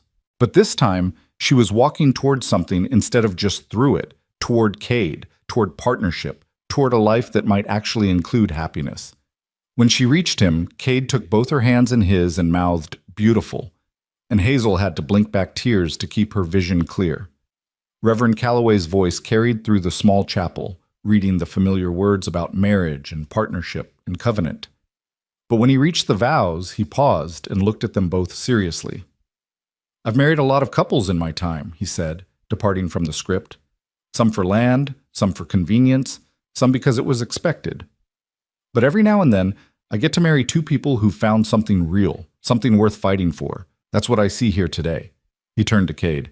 "Young man, do you promise to honor this woman, to stand by her in hardship and joy, to be her partner in all things, for as long as you both shall live?" "I do," Cade said, his voice strong and certain. "I promise all of that, and more." "And Hazel," Reverend Calloway continued, "do you promise to honor this man, to trust him with your heart, to build a life together, for as long as you both shall live?" Hazel looked into Cade's amber eyes and saw her entire future reflected there. Challenges and triumphs, ordinary days and extraordinary moments, all of it made bearable and beautiful by the presence of the man standing before her. I do. With everything I am, I do. Then by the authority vested in me, I pronounce you husband and wife. Young man, you may kiss your bride. Cade pulled her close and kissed her thoroughly, not chastely, drawing laughter and a few scandalized gasps from the assembled crowd. When he finally released her, his smile was absolutely triumphant. Mine, he whispered against her lips. Finally, mine. Finally ours, she corrected, and kissed him again. The wedding breakfast at Mrs. Fletcher's boarding house was a raucous, joyful affair, with more food than seemed possible for a town this size to produce. There was roast chicken and ham, fresh bread and butter, 3 kinds of pie, and a small wedding cake that Mrs. Chen had somehow managed to conjure. People came up to offer congratulations, to shake Cade's hand, to kiss Hazel's cheek, and tell her how happy they were for her. You did good, girl, Chester Malloy said, clasping her shoulder with a gnarled hand. Your mama would be proud. Doc Winters pulled Cade aside for a quiet word that Hazel couldn't hear, but when Cade returned to her side, his expression was somber. He says your father doesn't have long. Maybe weeks, maybe days. I'm sorry, Hazel. The news should have devastated her, but somehow it felt like relief mixed with sadness. Her father had been dying by inches for years, first from grief, then from drink, finally from his stroke. Death would be mercy at this point, release from a body that had become a prison. Then we'll make sure he's comfortable. That's all we can do. They spent their wedding night in Hazel's small room above the store because they couldn't afford to go anywhere else and wouldn't have wanted to even if they could. Samuel Wren slept in the back room with Mrs. Kowalski watching over him. The store was quiet, settled, waiting for morning. Hazel stood by the window in the borrowed nightgown Mrs. Chen had provided, looking out at the darkened street, feeling the weight of the day settling over her. She was married. Hazel Wren, no, Hazel Turner now, was married to a man who loved her, who'd chosen her, who'd proven over and over that he meant every promise he made. Having second thoughts? Cade asked softly from where he sat on the bed, watching her. She turned to face him, this man who was now her husband, and shook her head. No second thoughts. Just trying to believe it's real, that this isn't some dream I'll wake up from tomorrow. He stood and crossed to her, pulling her into his arms. It's real. I'm real. He gestured to the room, the store below, the life they were building. All of it is real. And tomorrow we wake up together and we keep making it real day by day. Day by day, she repeated, and let him lead her to bed, to the beginning of their life as husband and wife, to the physical expression of everything they'd promised each other in words. The weeks that followed established new rhythms. Cade proved to be everything he'd promised, a partner in every sense. He rose early to help open the store, spent his days serving customers with the same quiet courtesy he'd shown Hazel that first evening, and closed each night by reviewing the ledgers with her, planning their next moves, strategizing how to grow the business. They worked side by side, learning each other's habits and quirks, developing the comfortable shorthand of couples who functioned as a unit. Mrs. Chen taught Cade how to deal with the particular demands of the Chinese community in Wild Rose Valley, customers Hazel had served for years but never fully understood. Doc Winters showed him which medicinal supplies to keep in stock and in what quantities. Chester Malloy introduced him around to the ranchers who came to town quarterly for supplies, building relationships that would matter when it came time to secure large orders. And slowly, painfully slowly, the store began to turn a profit. Not much at first, just a few dollars here and there after all expenses were paid. But those few dollars went into a jar that sat on a shelf in their bedroom, marked Future in Hazel's careful script. The jar filled slowly, but it filled. Samuel Wren lingered longer than Doc Winters predicted, as if his body refused to surrender even when his mind had largely left. There were still good days when his eyes would track Hazel as she moved around his room, when he'd squeeze Cade's hand in what might have been gratitude or blessing. But mostly he slept, his breathing growing shallower and more labored with each passing week. Hazel sat with him every evening, reading aloud from the Bible or her mother's favorite poems, telling him about the store and the town and how well Cade was fitting in. Whether he heard or understood didn't matter. She needed to say the words, needed to fill the silence with something other than the sound of his dying. It was Cade who found her one night sitting beside her father's cot, tears streaming silently down her face while Samuel slept on, oblivious. He didn't say anything, just pulled up a chair beside her and took her hand, sitting vigil with her in the lamplit dimness. "I should be relieved," Hazel whispered finally. "He's been gone for so long anyway. This will just make it official. But I keep thinking about who he was before Mama died. The father he used to be." "You can mourn both," Cade said quietly. "The father you lost to grief and the father you're losing to death. Both losses are real." "How did you get so wise?" "Lost my own parents, remember? I know what it's like to watch someone disappear by inches and not be able to stop it." His thumb traced circles on the back of her hand. "But I also know that life goes on. Not in spite of the grief, but alongside it. We carry our dead with us, Hazel. They become part of who we are." Samuel Wren died on a cold November morning, slipping away so quietly that Mrs. Kowalski didn't realize he'd gone until she tried to wake him for his breakfast.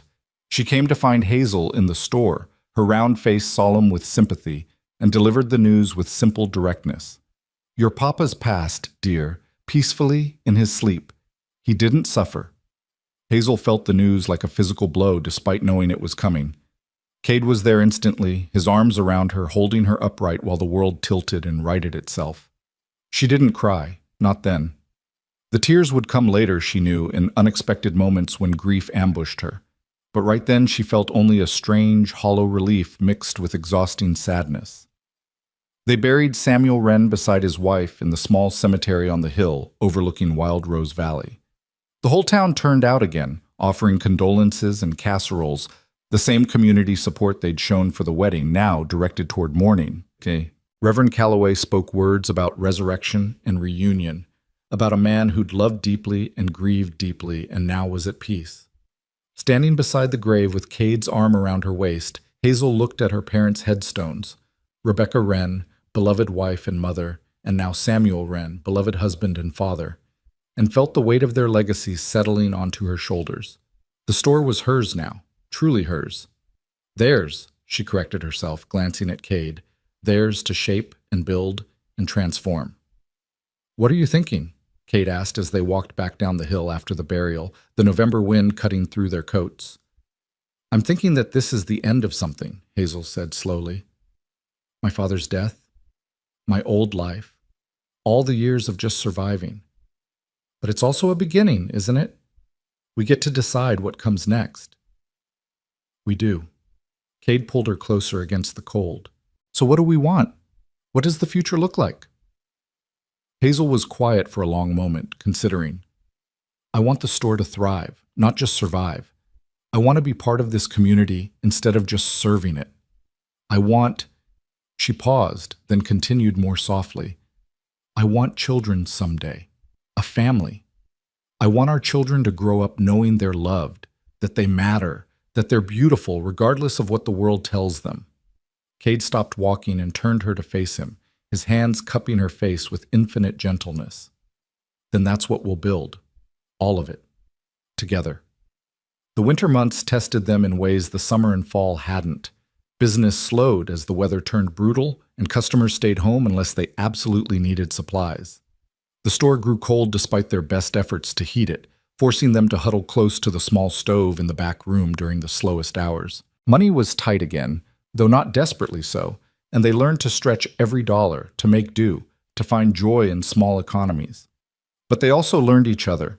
Learned that Cade was grumpy before his morning coffee, but sweet after. Learned that Hazel had nightmares sometimes and needed to be held without questions.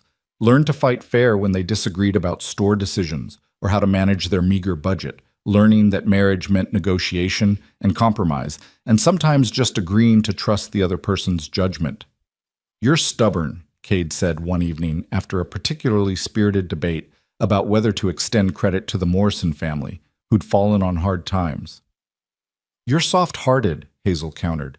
"We can't afford to extend credit to everyone who asks." "But the Morrisons helped us rebuild after the storm. Doesn't that mean something?" Hazel sighed, recognizing truth when she heard it. You're right.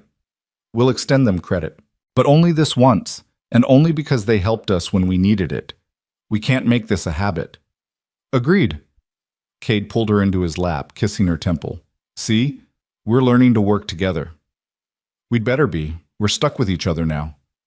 Stuck is the wrong word, he murmured against her hair. Blessed, chosen, lucky, but never stuck. Christmas came, and they scraped together enough money for small gifts, a new ledger for the store, a warm scarf for Cade, a shawl for Hazel that he'd traded work at the livery stable to afford. They spent Christmas morning in bed later than usual, luxuriating in the rare freedom of keeping the store closed for a holiday, then opened it for a few hours in the afternoon for customers who needed last-minute supplies. Mrs. Chen brought them dinner, a roasted goose and all the trimmings, and stayed to eat with them, filling the store's back room with laughter and stories about her grandchildren and gentle questions about when Hazel and Cade might start their own family. Hazel blushed but didn't discourage the speculation. It was too soon yet.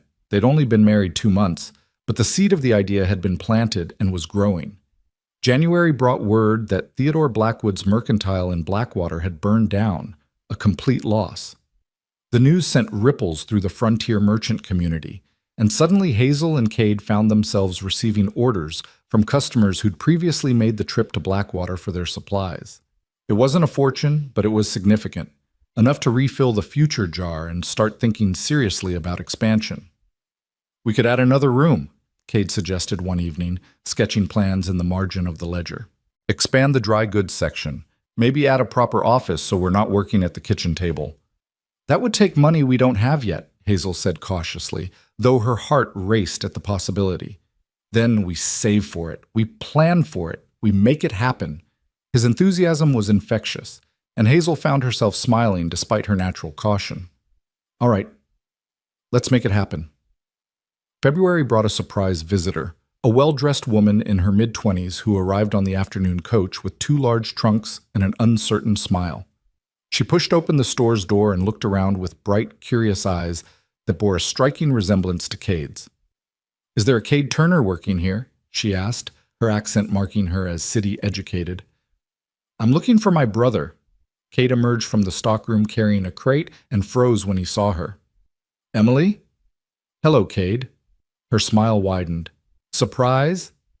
What followed was a chaos of introductions and explanations. Emily Turner had completed her teaching certificate and been offered a position at the new school in Wild Rose Valley, a position she'd accepted without telling Cade because she'd wanted to surprise him, and also because after months of receiving letters about the remarkable Hazel Wren, she'd wanted to meet this woman who'd captured her wandering brother's heart.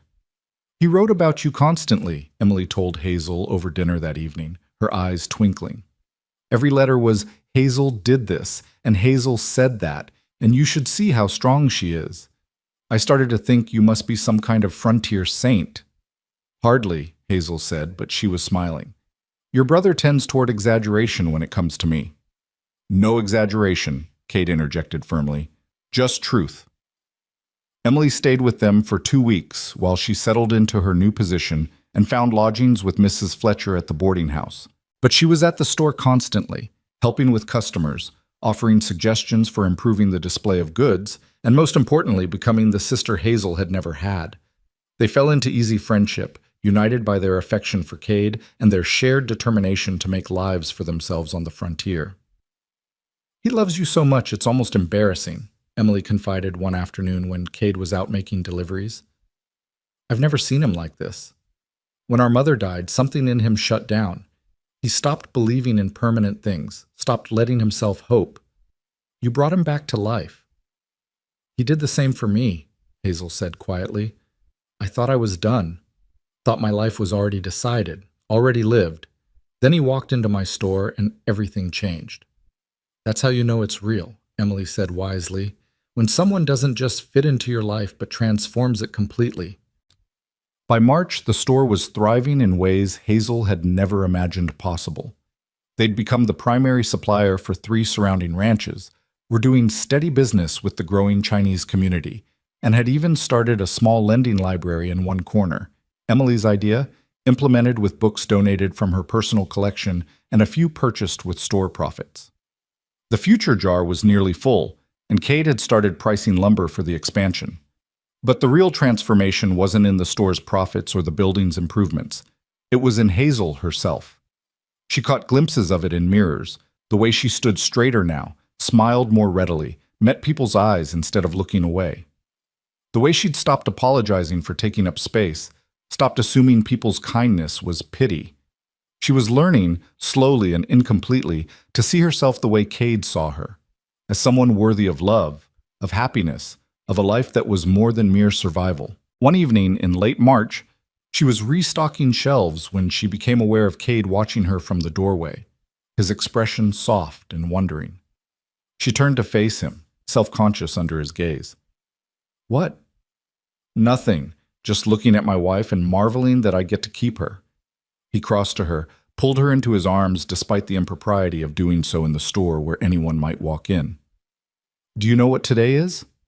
Wednesday? It's 6 months since I first walked into this store and saw you standing behind that counter. 6 months since my life changed completely." His voice was thick with emotion. "Thank you for taking a chance on me, Hazel. Thank you for believing we could build something beautiful out of very little." "We did build something beautiful," she corrected, "and we're not done yet." "No," he agreed, his hand moving to rest on her still flat stomach with pointed meaning. "We're definitely not done yet." Hazel's breath caught. They'd been trying for the past 2 months, hoping and not quite daring to hope. "Cade, I don't know for sure, but maybe." His eyes searched hers, full of tentative joy. "Maybe?" "Maybe," she admitted, and watched his face transform with happiness, so pure it made her chest ache. That night, lying in their bed with Cade's arm around her, and his hand still resting protectively on her stomach, Hazel thought about the girl she'd been just 6 months ago. The girl who'd believed beauty belonged to other women, who'd resigned herself to duty and survival, who'd thought love was something that happened to lucky people in stories but never in real life. That girl was gone, replaced by this woman who'd learned that beauty wasn't about perfect features or unmarked hands. It was about courage and resilience and the willingness to hope, even when hope seemed foolish. It was about being seen, really seen, by someone who looked past surfaces to the truth beneath. "What are you thinking about?" Cade murmured sleepily. "About how much has changed. How much I've changed." She turned in his arms to face him. "A year ago, if you'd told me I'd be married to a man who loves me, running a thriving store, possibly pregnant with our first child, I wouldn't have believed it. It would have seemed like impossible fantasy. And now? Now it's just my life. Our life." She smiled in the darkness. "Our beautiful, impossible, real life." "Beautiful, impossible, and real," Cade repeated, pulling her closer. "That's exactly what it is. And tomorrow, we wake up and keep building it, day by day, the way we always have." "Day by day," Hazel agreed, and let sleep claim her, secure in the knowledge that she was no longer facing her days alone, no longer simply surviving them, but actually living, fully, deeply, joyfully living, in the life she and Cade were building together. Spring arrived tentatively, then with sudden conviction, flooding Wild Rose Valley with wildflowers and possibilities. Hazel's suspicions about pregnancy were confirmed by Doc Winters in early April, and the news transformed everything once again. Cade became almost comically protective, refusing to let her lift anything heavier than a teacup, insisting she rest every afternoon, driving her to distraction with his hovering until she finally had to sit him down and explain firmly that women had been having babies while running businesses since the beginning of time, and she had no intention of becoming an invalid for 9 months.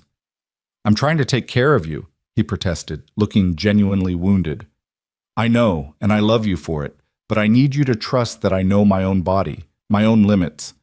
She took his hands in hers, softening her tone.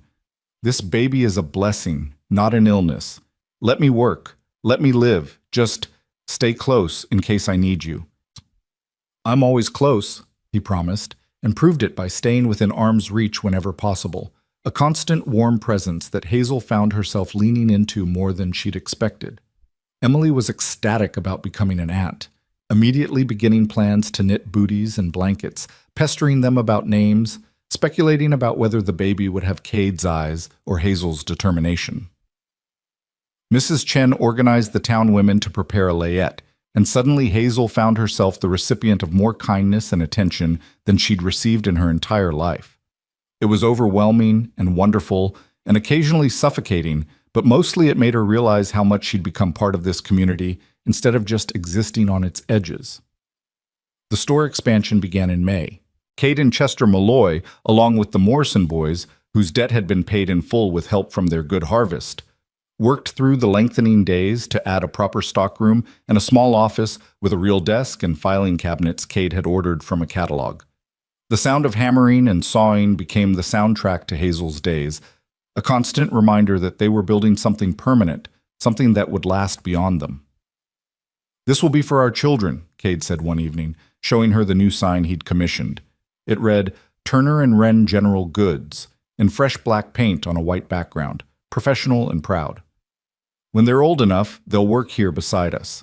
They'll learn the business, learn to serve the community, learn what it means to build something with your own hands." "You're assuming they'll want to," Hazel said, but she was smiling. "What if they want to be teachers like Emily, or doctors, or cowboys like their father used to be? Then they'll be whatever they want to be because we'll give them that choice." Cade's hand found her still small belly, his touch gentle and reverent.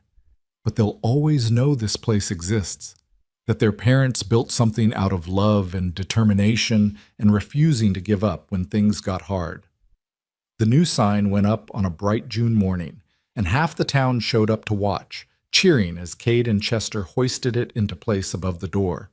Mrs. Fletcher brought lemonade, Mrs. Chen brought cookies, and someone suggested a grand reopening celebration for the expanded store. Within hours, plans were underway for a community event that kept growing in scope until it threatened to become the social highlight of the summer. "This is getting out of hand," Hazel said to Emily, watching Mrs. Chen and Mrs. Fletcher argue good-naturedly about whether to serve beef or pork at the celebration supper. "Let them have their fun," Emily advised. "They love you, Hazel, both of you. This town has watched you transform from a lonely girl barely holding on to a thriving businesswoman expecting her first child. They want to celebrate that. Let them." So Hazel let them, and on a warm Saturday in late June, Turner and Wren General Goods held its grand reopening with bunting and music and more food than seemed possible for a town this size to produce. Nearly everyone in Wild Rose Valley attended, along with folks from neighboring settlements who'd heard about the improvements and wanted to see for themselves. They toured the expanded space, admired the new fixtures, exclaimed over the improved organization and the lending library that was Emily's pride. Theodore Blackwood showed up unexpectedly, having made the trip from where he was rebuilding in Blackwater. He shook Cade's hand warmly and pulled Hazel aside for a private word. "I'm glad you didn't sell to me," he said with genuine warmth. "Watching what you've built here, what you've become. This is what frontier enterprise should look like. Community-focused, personal, built on relationships rather than just profit. You've created something special, Mrs. Turner." "We've created it," Hazel corrected gently. "Cade and I together. I couldn't have done any of this alone." "But you're not alone anymore, are you? That's the real success story here." Blackwood tipped his hat and moved away to examine the new stockroom, leaving Hazel standing in the midst of her crowded store, surrounded by community and celebration, feeling the baby flutter for the first time beneath her ribs. She pressed her hand to her stomach, tears pricking her eyes at the sensation. Life. New life, growing inside her. The physical manifestation of everything she and Cade had built together. Hope made flesh. Love made tangible. "You all right?" Cade materialized at her side, always attuned to her moods. "The baby moved," she whispered, taking his hand and pressing it to where she'd felt the flutter. "Just now, the baby moved." His face transformed with wonder. They stood there in the middle of the celebration, hands pressed together over their growing child, and Hazel felt a completeness she'd never known was possible. This was home. This was family. This was the life she'd never dared dream of, manifest and real and hers. But Summer's joy was tempered by unexpected challenge. In July, a bank panic in the East sent ripples through even small frontier communities. Credit tightened. Customers who'd been paying on account suddenly found themselves unable to pay at all, and several of the ranches that had been steady customers had to reduce their orders drastically. Within weeks, the careful prosperity Hazel and Cade had built began to erode. "We're going to be all right," Cade said firmly when Hazel presented him with the increasingly desperate numbers. "We have savings. We have stock. We'll tighten our belts and weather this like we've weathered everything else." "But the baby's coming in 3 months. We need money for Doc Winters, for supplies, for—" "We'll have it." His certainty was absolute. "Trust me, Hazel. We've built something strong enough to survive this." She wanted to believe him, but the numbers told a different story. By August, they'd had to dip into the future jar twice to make ends meet. Hazel went back to skipping meals, though Cade noticed immediately and forced her to eat, threatening to sit on her if necessary until she finished every bite. They let Mrs. Kowalski go with regret and generous severance, taking on the full burden of the store themselves. The hours grew longer, the work harder, the margins thinner. And through it all, Hazel's body continued its inexorable transformation. She grew round and ungainly, her back aching constantly, her ankles swelling in the summer heat. She couldn't stand for long periods anymore without getting dizzy, couldn't lift or carry the way she used to. Cade took over more of the physical work, but there were simply tasks only she could do: managing the books, dealing with difficult customers, making the hundreds of small decisions that kept the store running. "I feel useless," she said one evening in late August, frustrated to tears by her own limitations. "You're creating a human being," Cade reminded her gently. "That's the least useless thing anyone could possibly do. Everything else is secondary." "But what if we lose the store? What if all this work, everything we've built, what if it's all for nothing?" He pulled her into his arms, careful of her swollen belly. "Then we'll start over. We've done it before, we can do it again. The store is just a building, Hazel. What matters is us. This family we're making, nothing else." His words helped, but the fear lingered.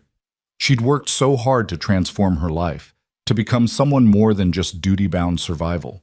The thought of losing it all, of sliding back into that desperate existence she'd fought so hard to escape, was almost paralyzing.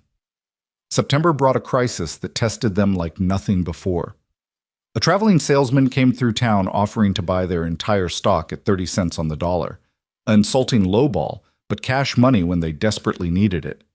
He gave them 2 days to decide, and for 48 hours, Hazel and Cade barely spoke to each other, both thinking through the terrible arithmetic of survival. "If we sell, we'll have enough to get through winter and the baby's birth," Hazel said finally, staring at the numbers for the 100th time. "We could restock in spring if the economy improves." Start over again. "If we sell, we lose all our leverage with the wholesaler. We lose our reputation as a reliable supplier. We might not recover." Cade rubbed his face tiredly. "But if we don't sell and we can't make it through winter, we could lose everything anyway." They sat in silence, the weight of the decision crushing down on them both. Finally, Hazel stood, awkwardly, her hands bracing her lower back, and moved to the window, looking out at the street where this whole improbable story had begun.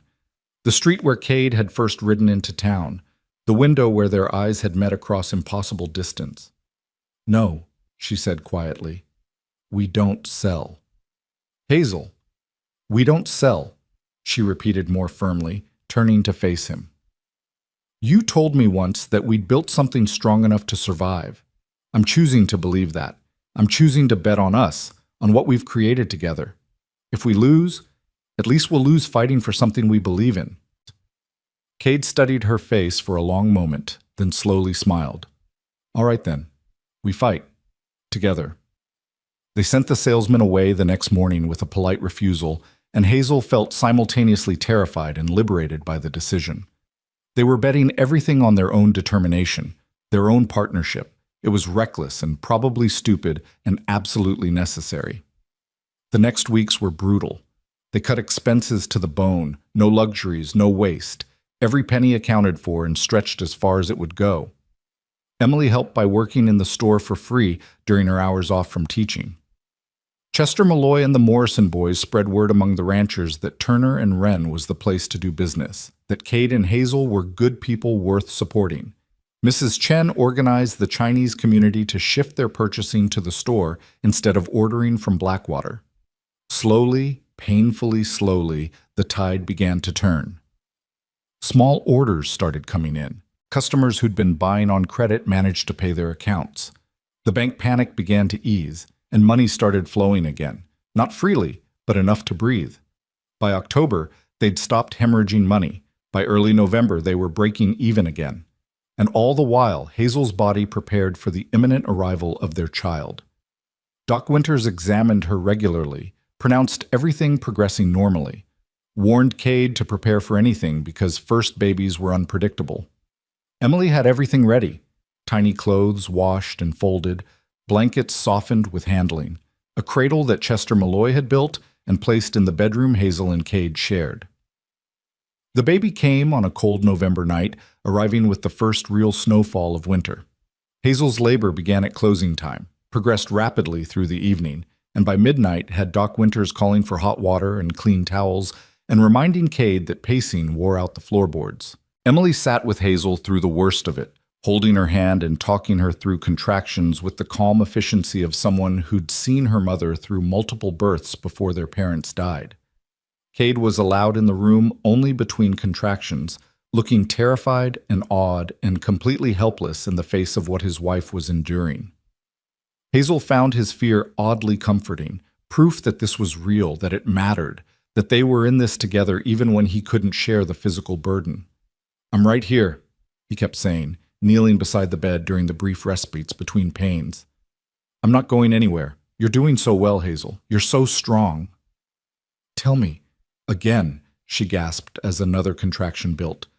"Tell me again why we thought this was a good idea."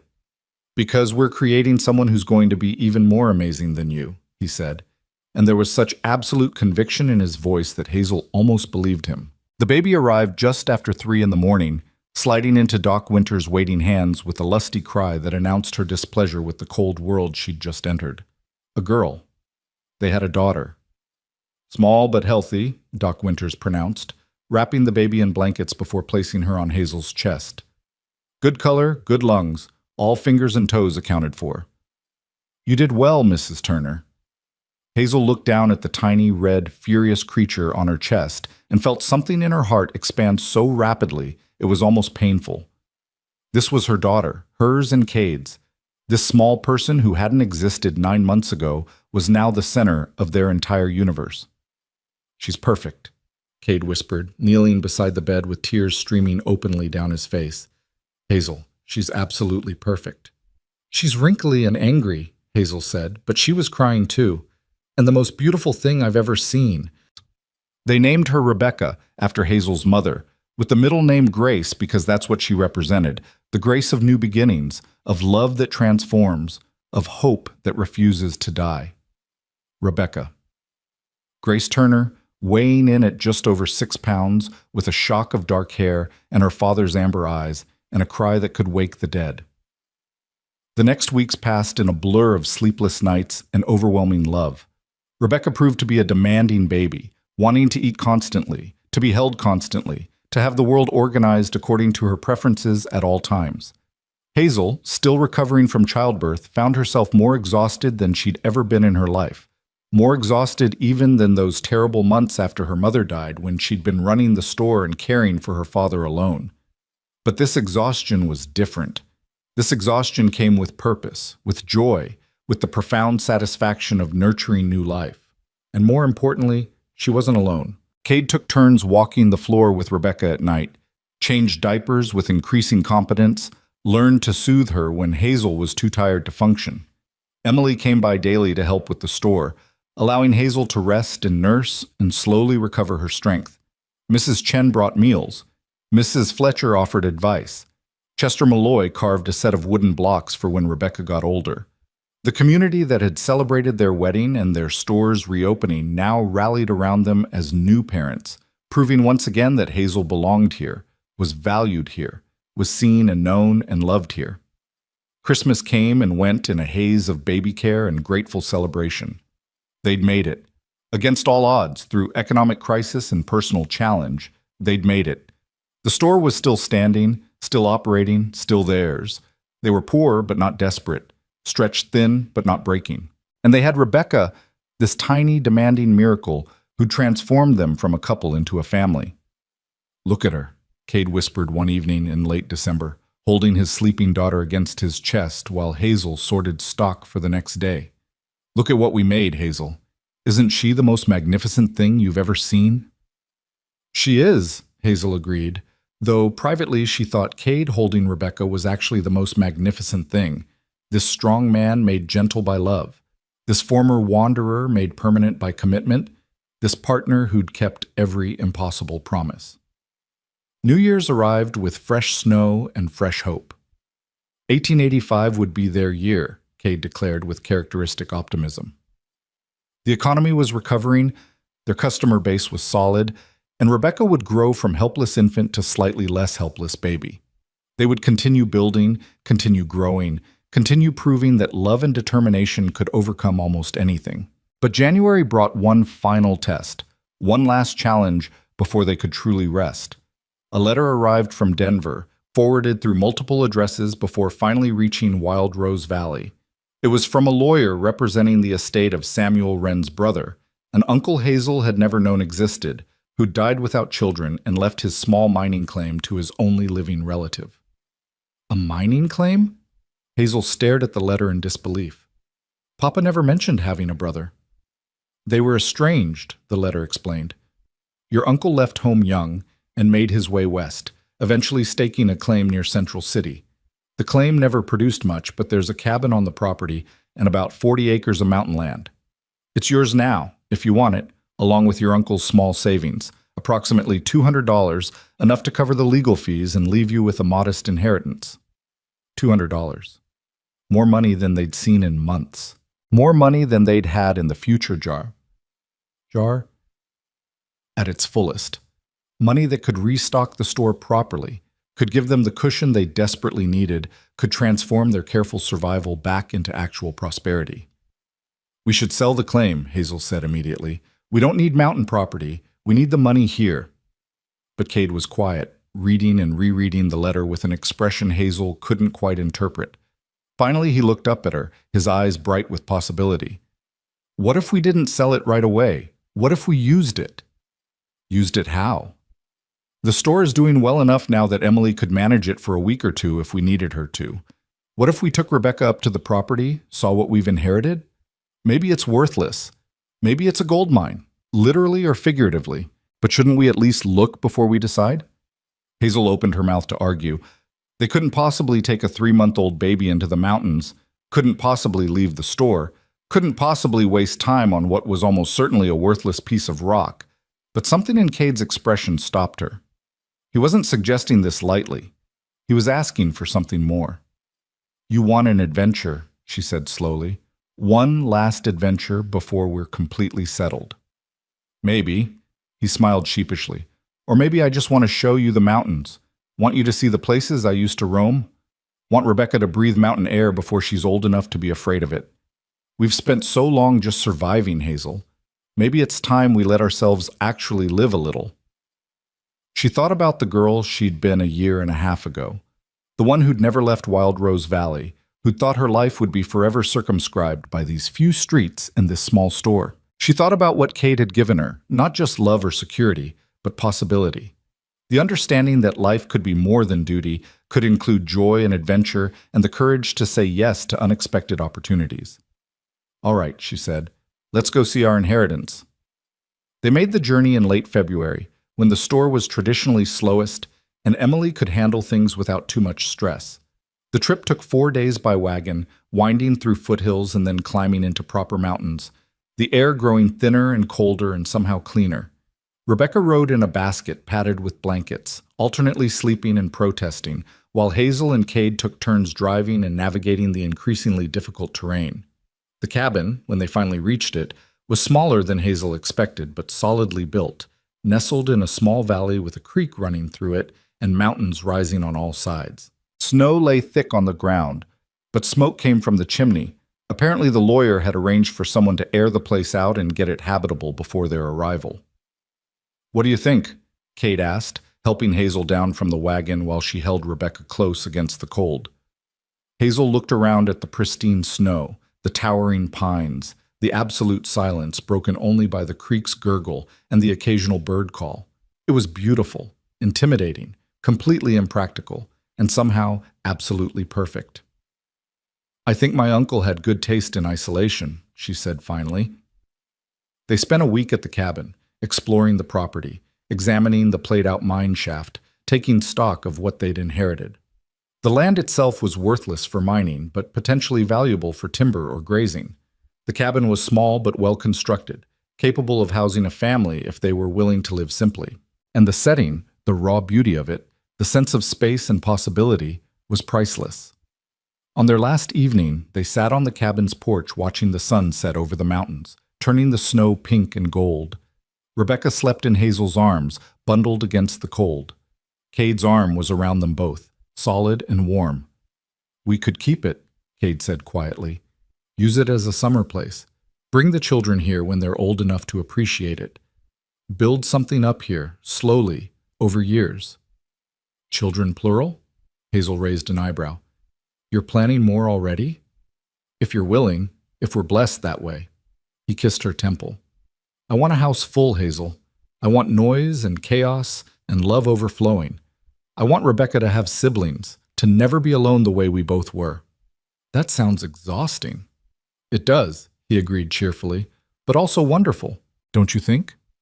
Hazel looked down at Rebecca's sleeping face, at this miracle they'd created together, and imagined more.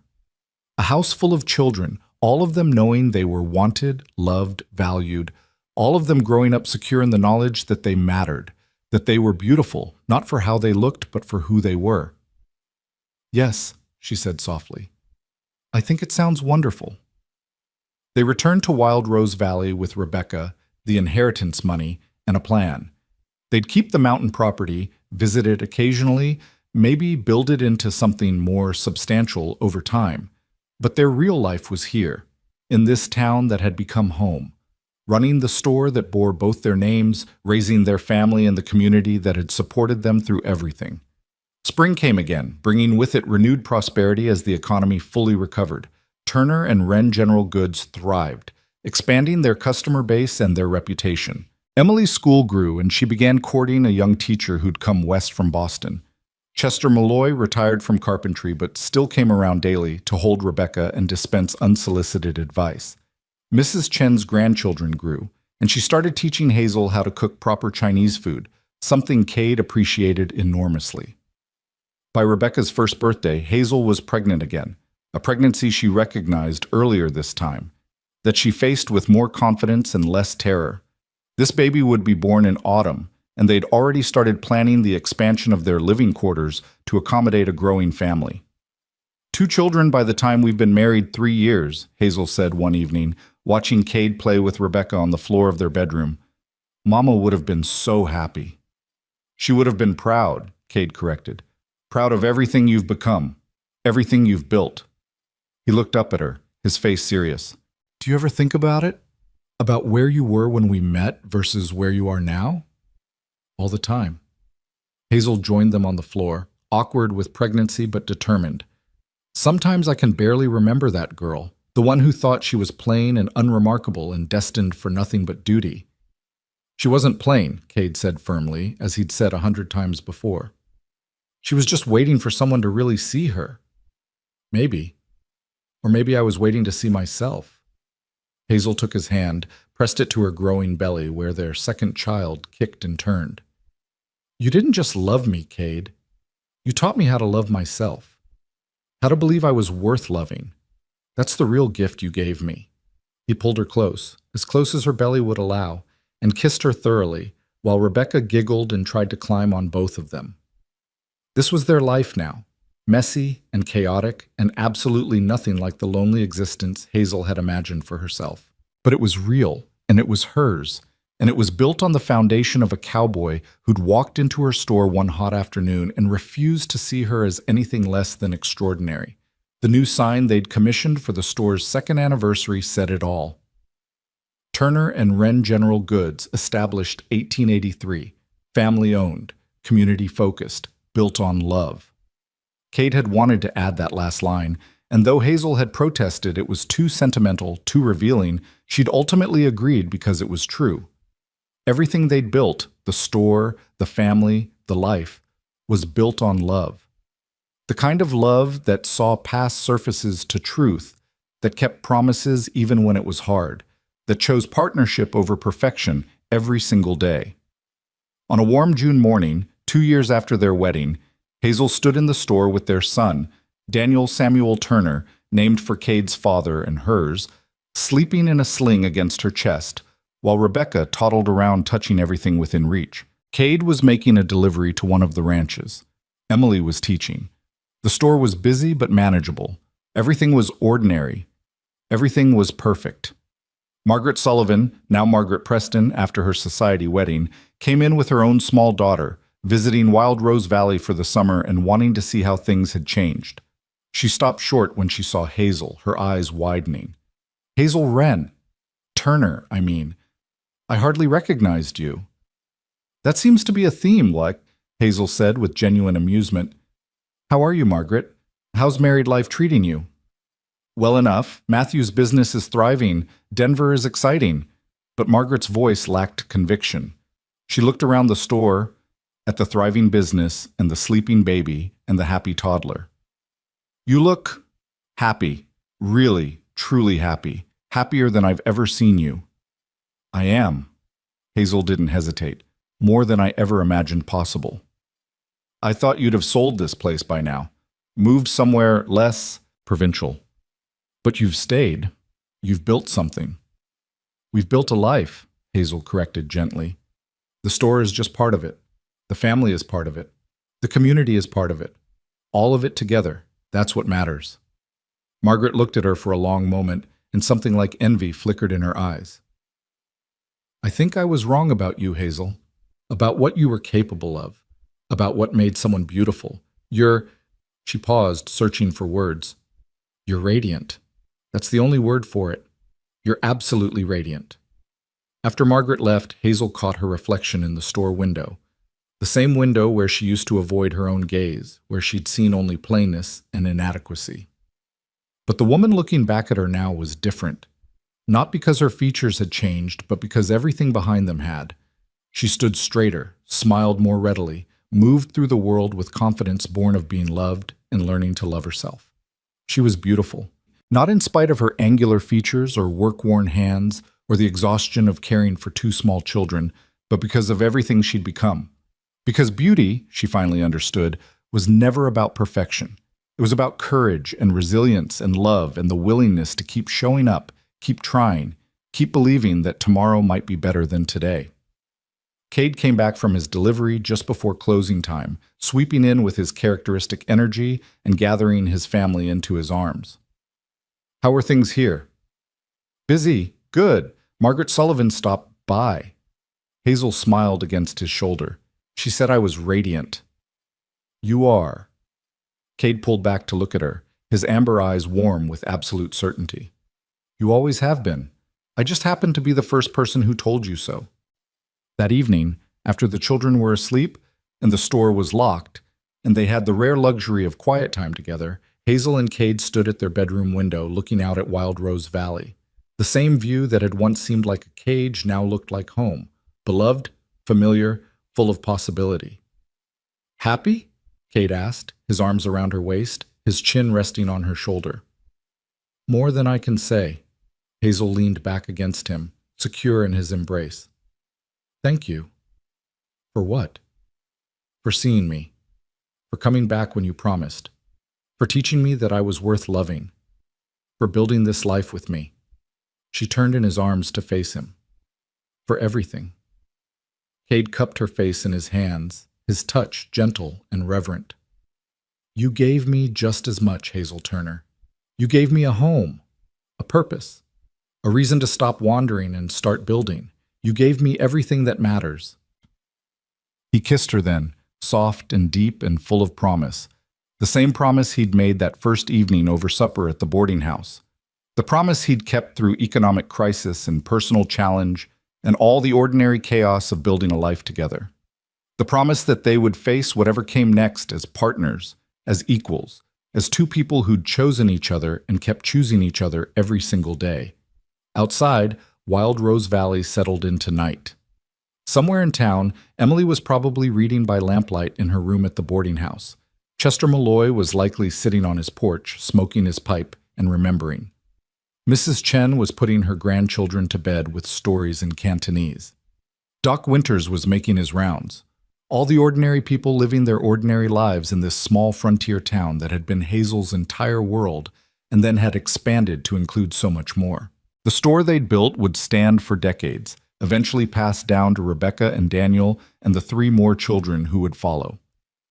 The mountain property would become a summer retreat, a place where the Turner children learned to love the wild country their father had once roamed. Wild Rose Valley would grow and change, surviving boom and bust, drought and prosperity, watching generations come and go. But all of that was still to come. Right now, in this moment, there was just this. Hazel and Cade in their bedroom above the store they'd saved together, their children sleeping peacefully in the next room, their love as solid and real as the floorboards beneath their feet. "I love you," Hazel whispered into the darkness. "I love our life. I love everything we've built together." "And we're not done building yet," Cade promised. "There's so much more ahead of us. So many more years, so many more memories, so many more reasons to be grateful we found each other." He was right, of course. They had decades ahead of them, decades of joy and sorrow, triumph and challenge. The whole messy, beautiful reality of a life fully lived. But they'd face it all together, the way they'd faced everything since that hot afternoon when a trail cowboy had walked into a failing general store and seen not a plain shopkeeper but a remarkable woman worth coming back for. Hazel Wren had spent 20 years believing she was unremarkable, invisible, destined for nothing but survival. But Cade Turner had looked at her and seen everything, the strength, the courage, the capacity for love, the breathtaking beauty of a woman who refused to give up even when giving up would have been easier. And in teaching her to see herself through his eyes, he'd given her the greatest gift of all. Not rescue, not salvation, but the courage to save herself, to believe she was worthy of the love and life and happiness that had always been possible if she'd only been brave enough to reach for them. Standing in their bedroom with the man who'd kept every promise, surrounded by the life they'd built from almost nothing, Hazel finally understood what she'd been too afraid to believe all those months ago when Cade first offered her his mother's pearl ring. She had always been beautiful. She had always been remarkable. She had always been worth loving. She'd just needed someone to hold up a mirror and refuse to look away until she finally saw the truth. And now, looking at her reflection in the window glass with Cade's arms around her, and her children sleeping nearby, and her whole beautiful, impossible life spread out before her like a promise, Hazel Turner smiled at the woman looking back and recognized her at last, not as plain or unremarkable or destined for nothing but survival, but as someone extraordinary who'd simply been waiting for the right moment to bloom. That moment had come, and it was more magnificent than she'd ever dared to dream.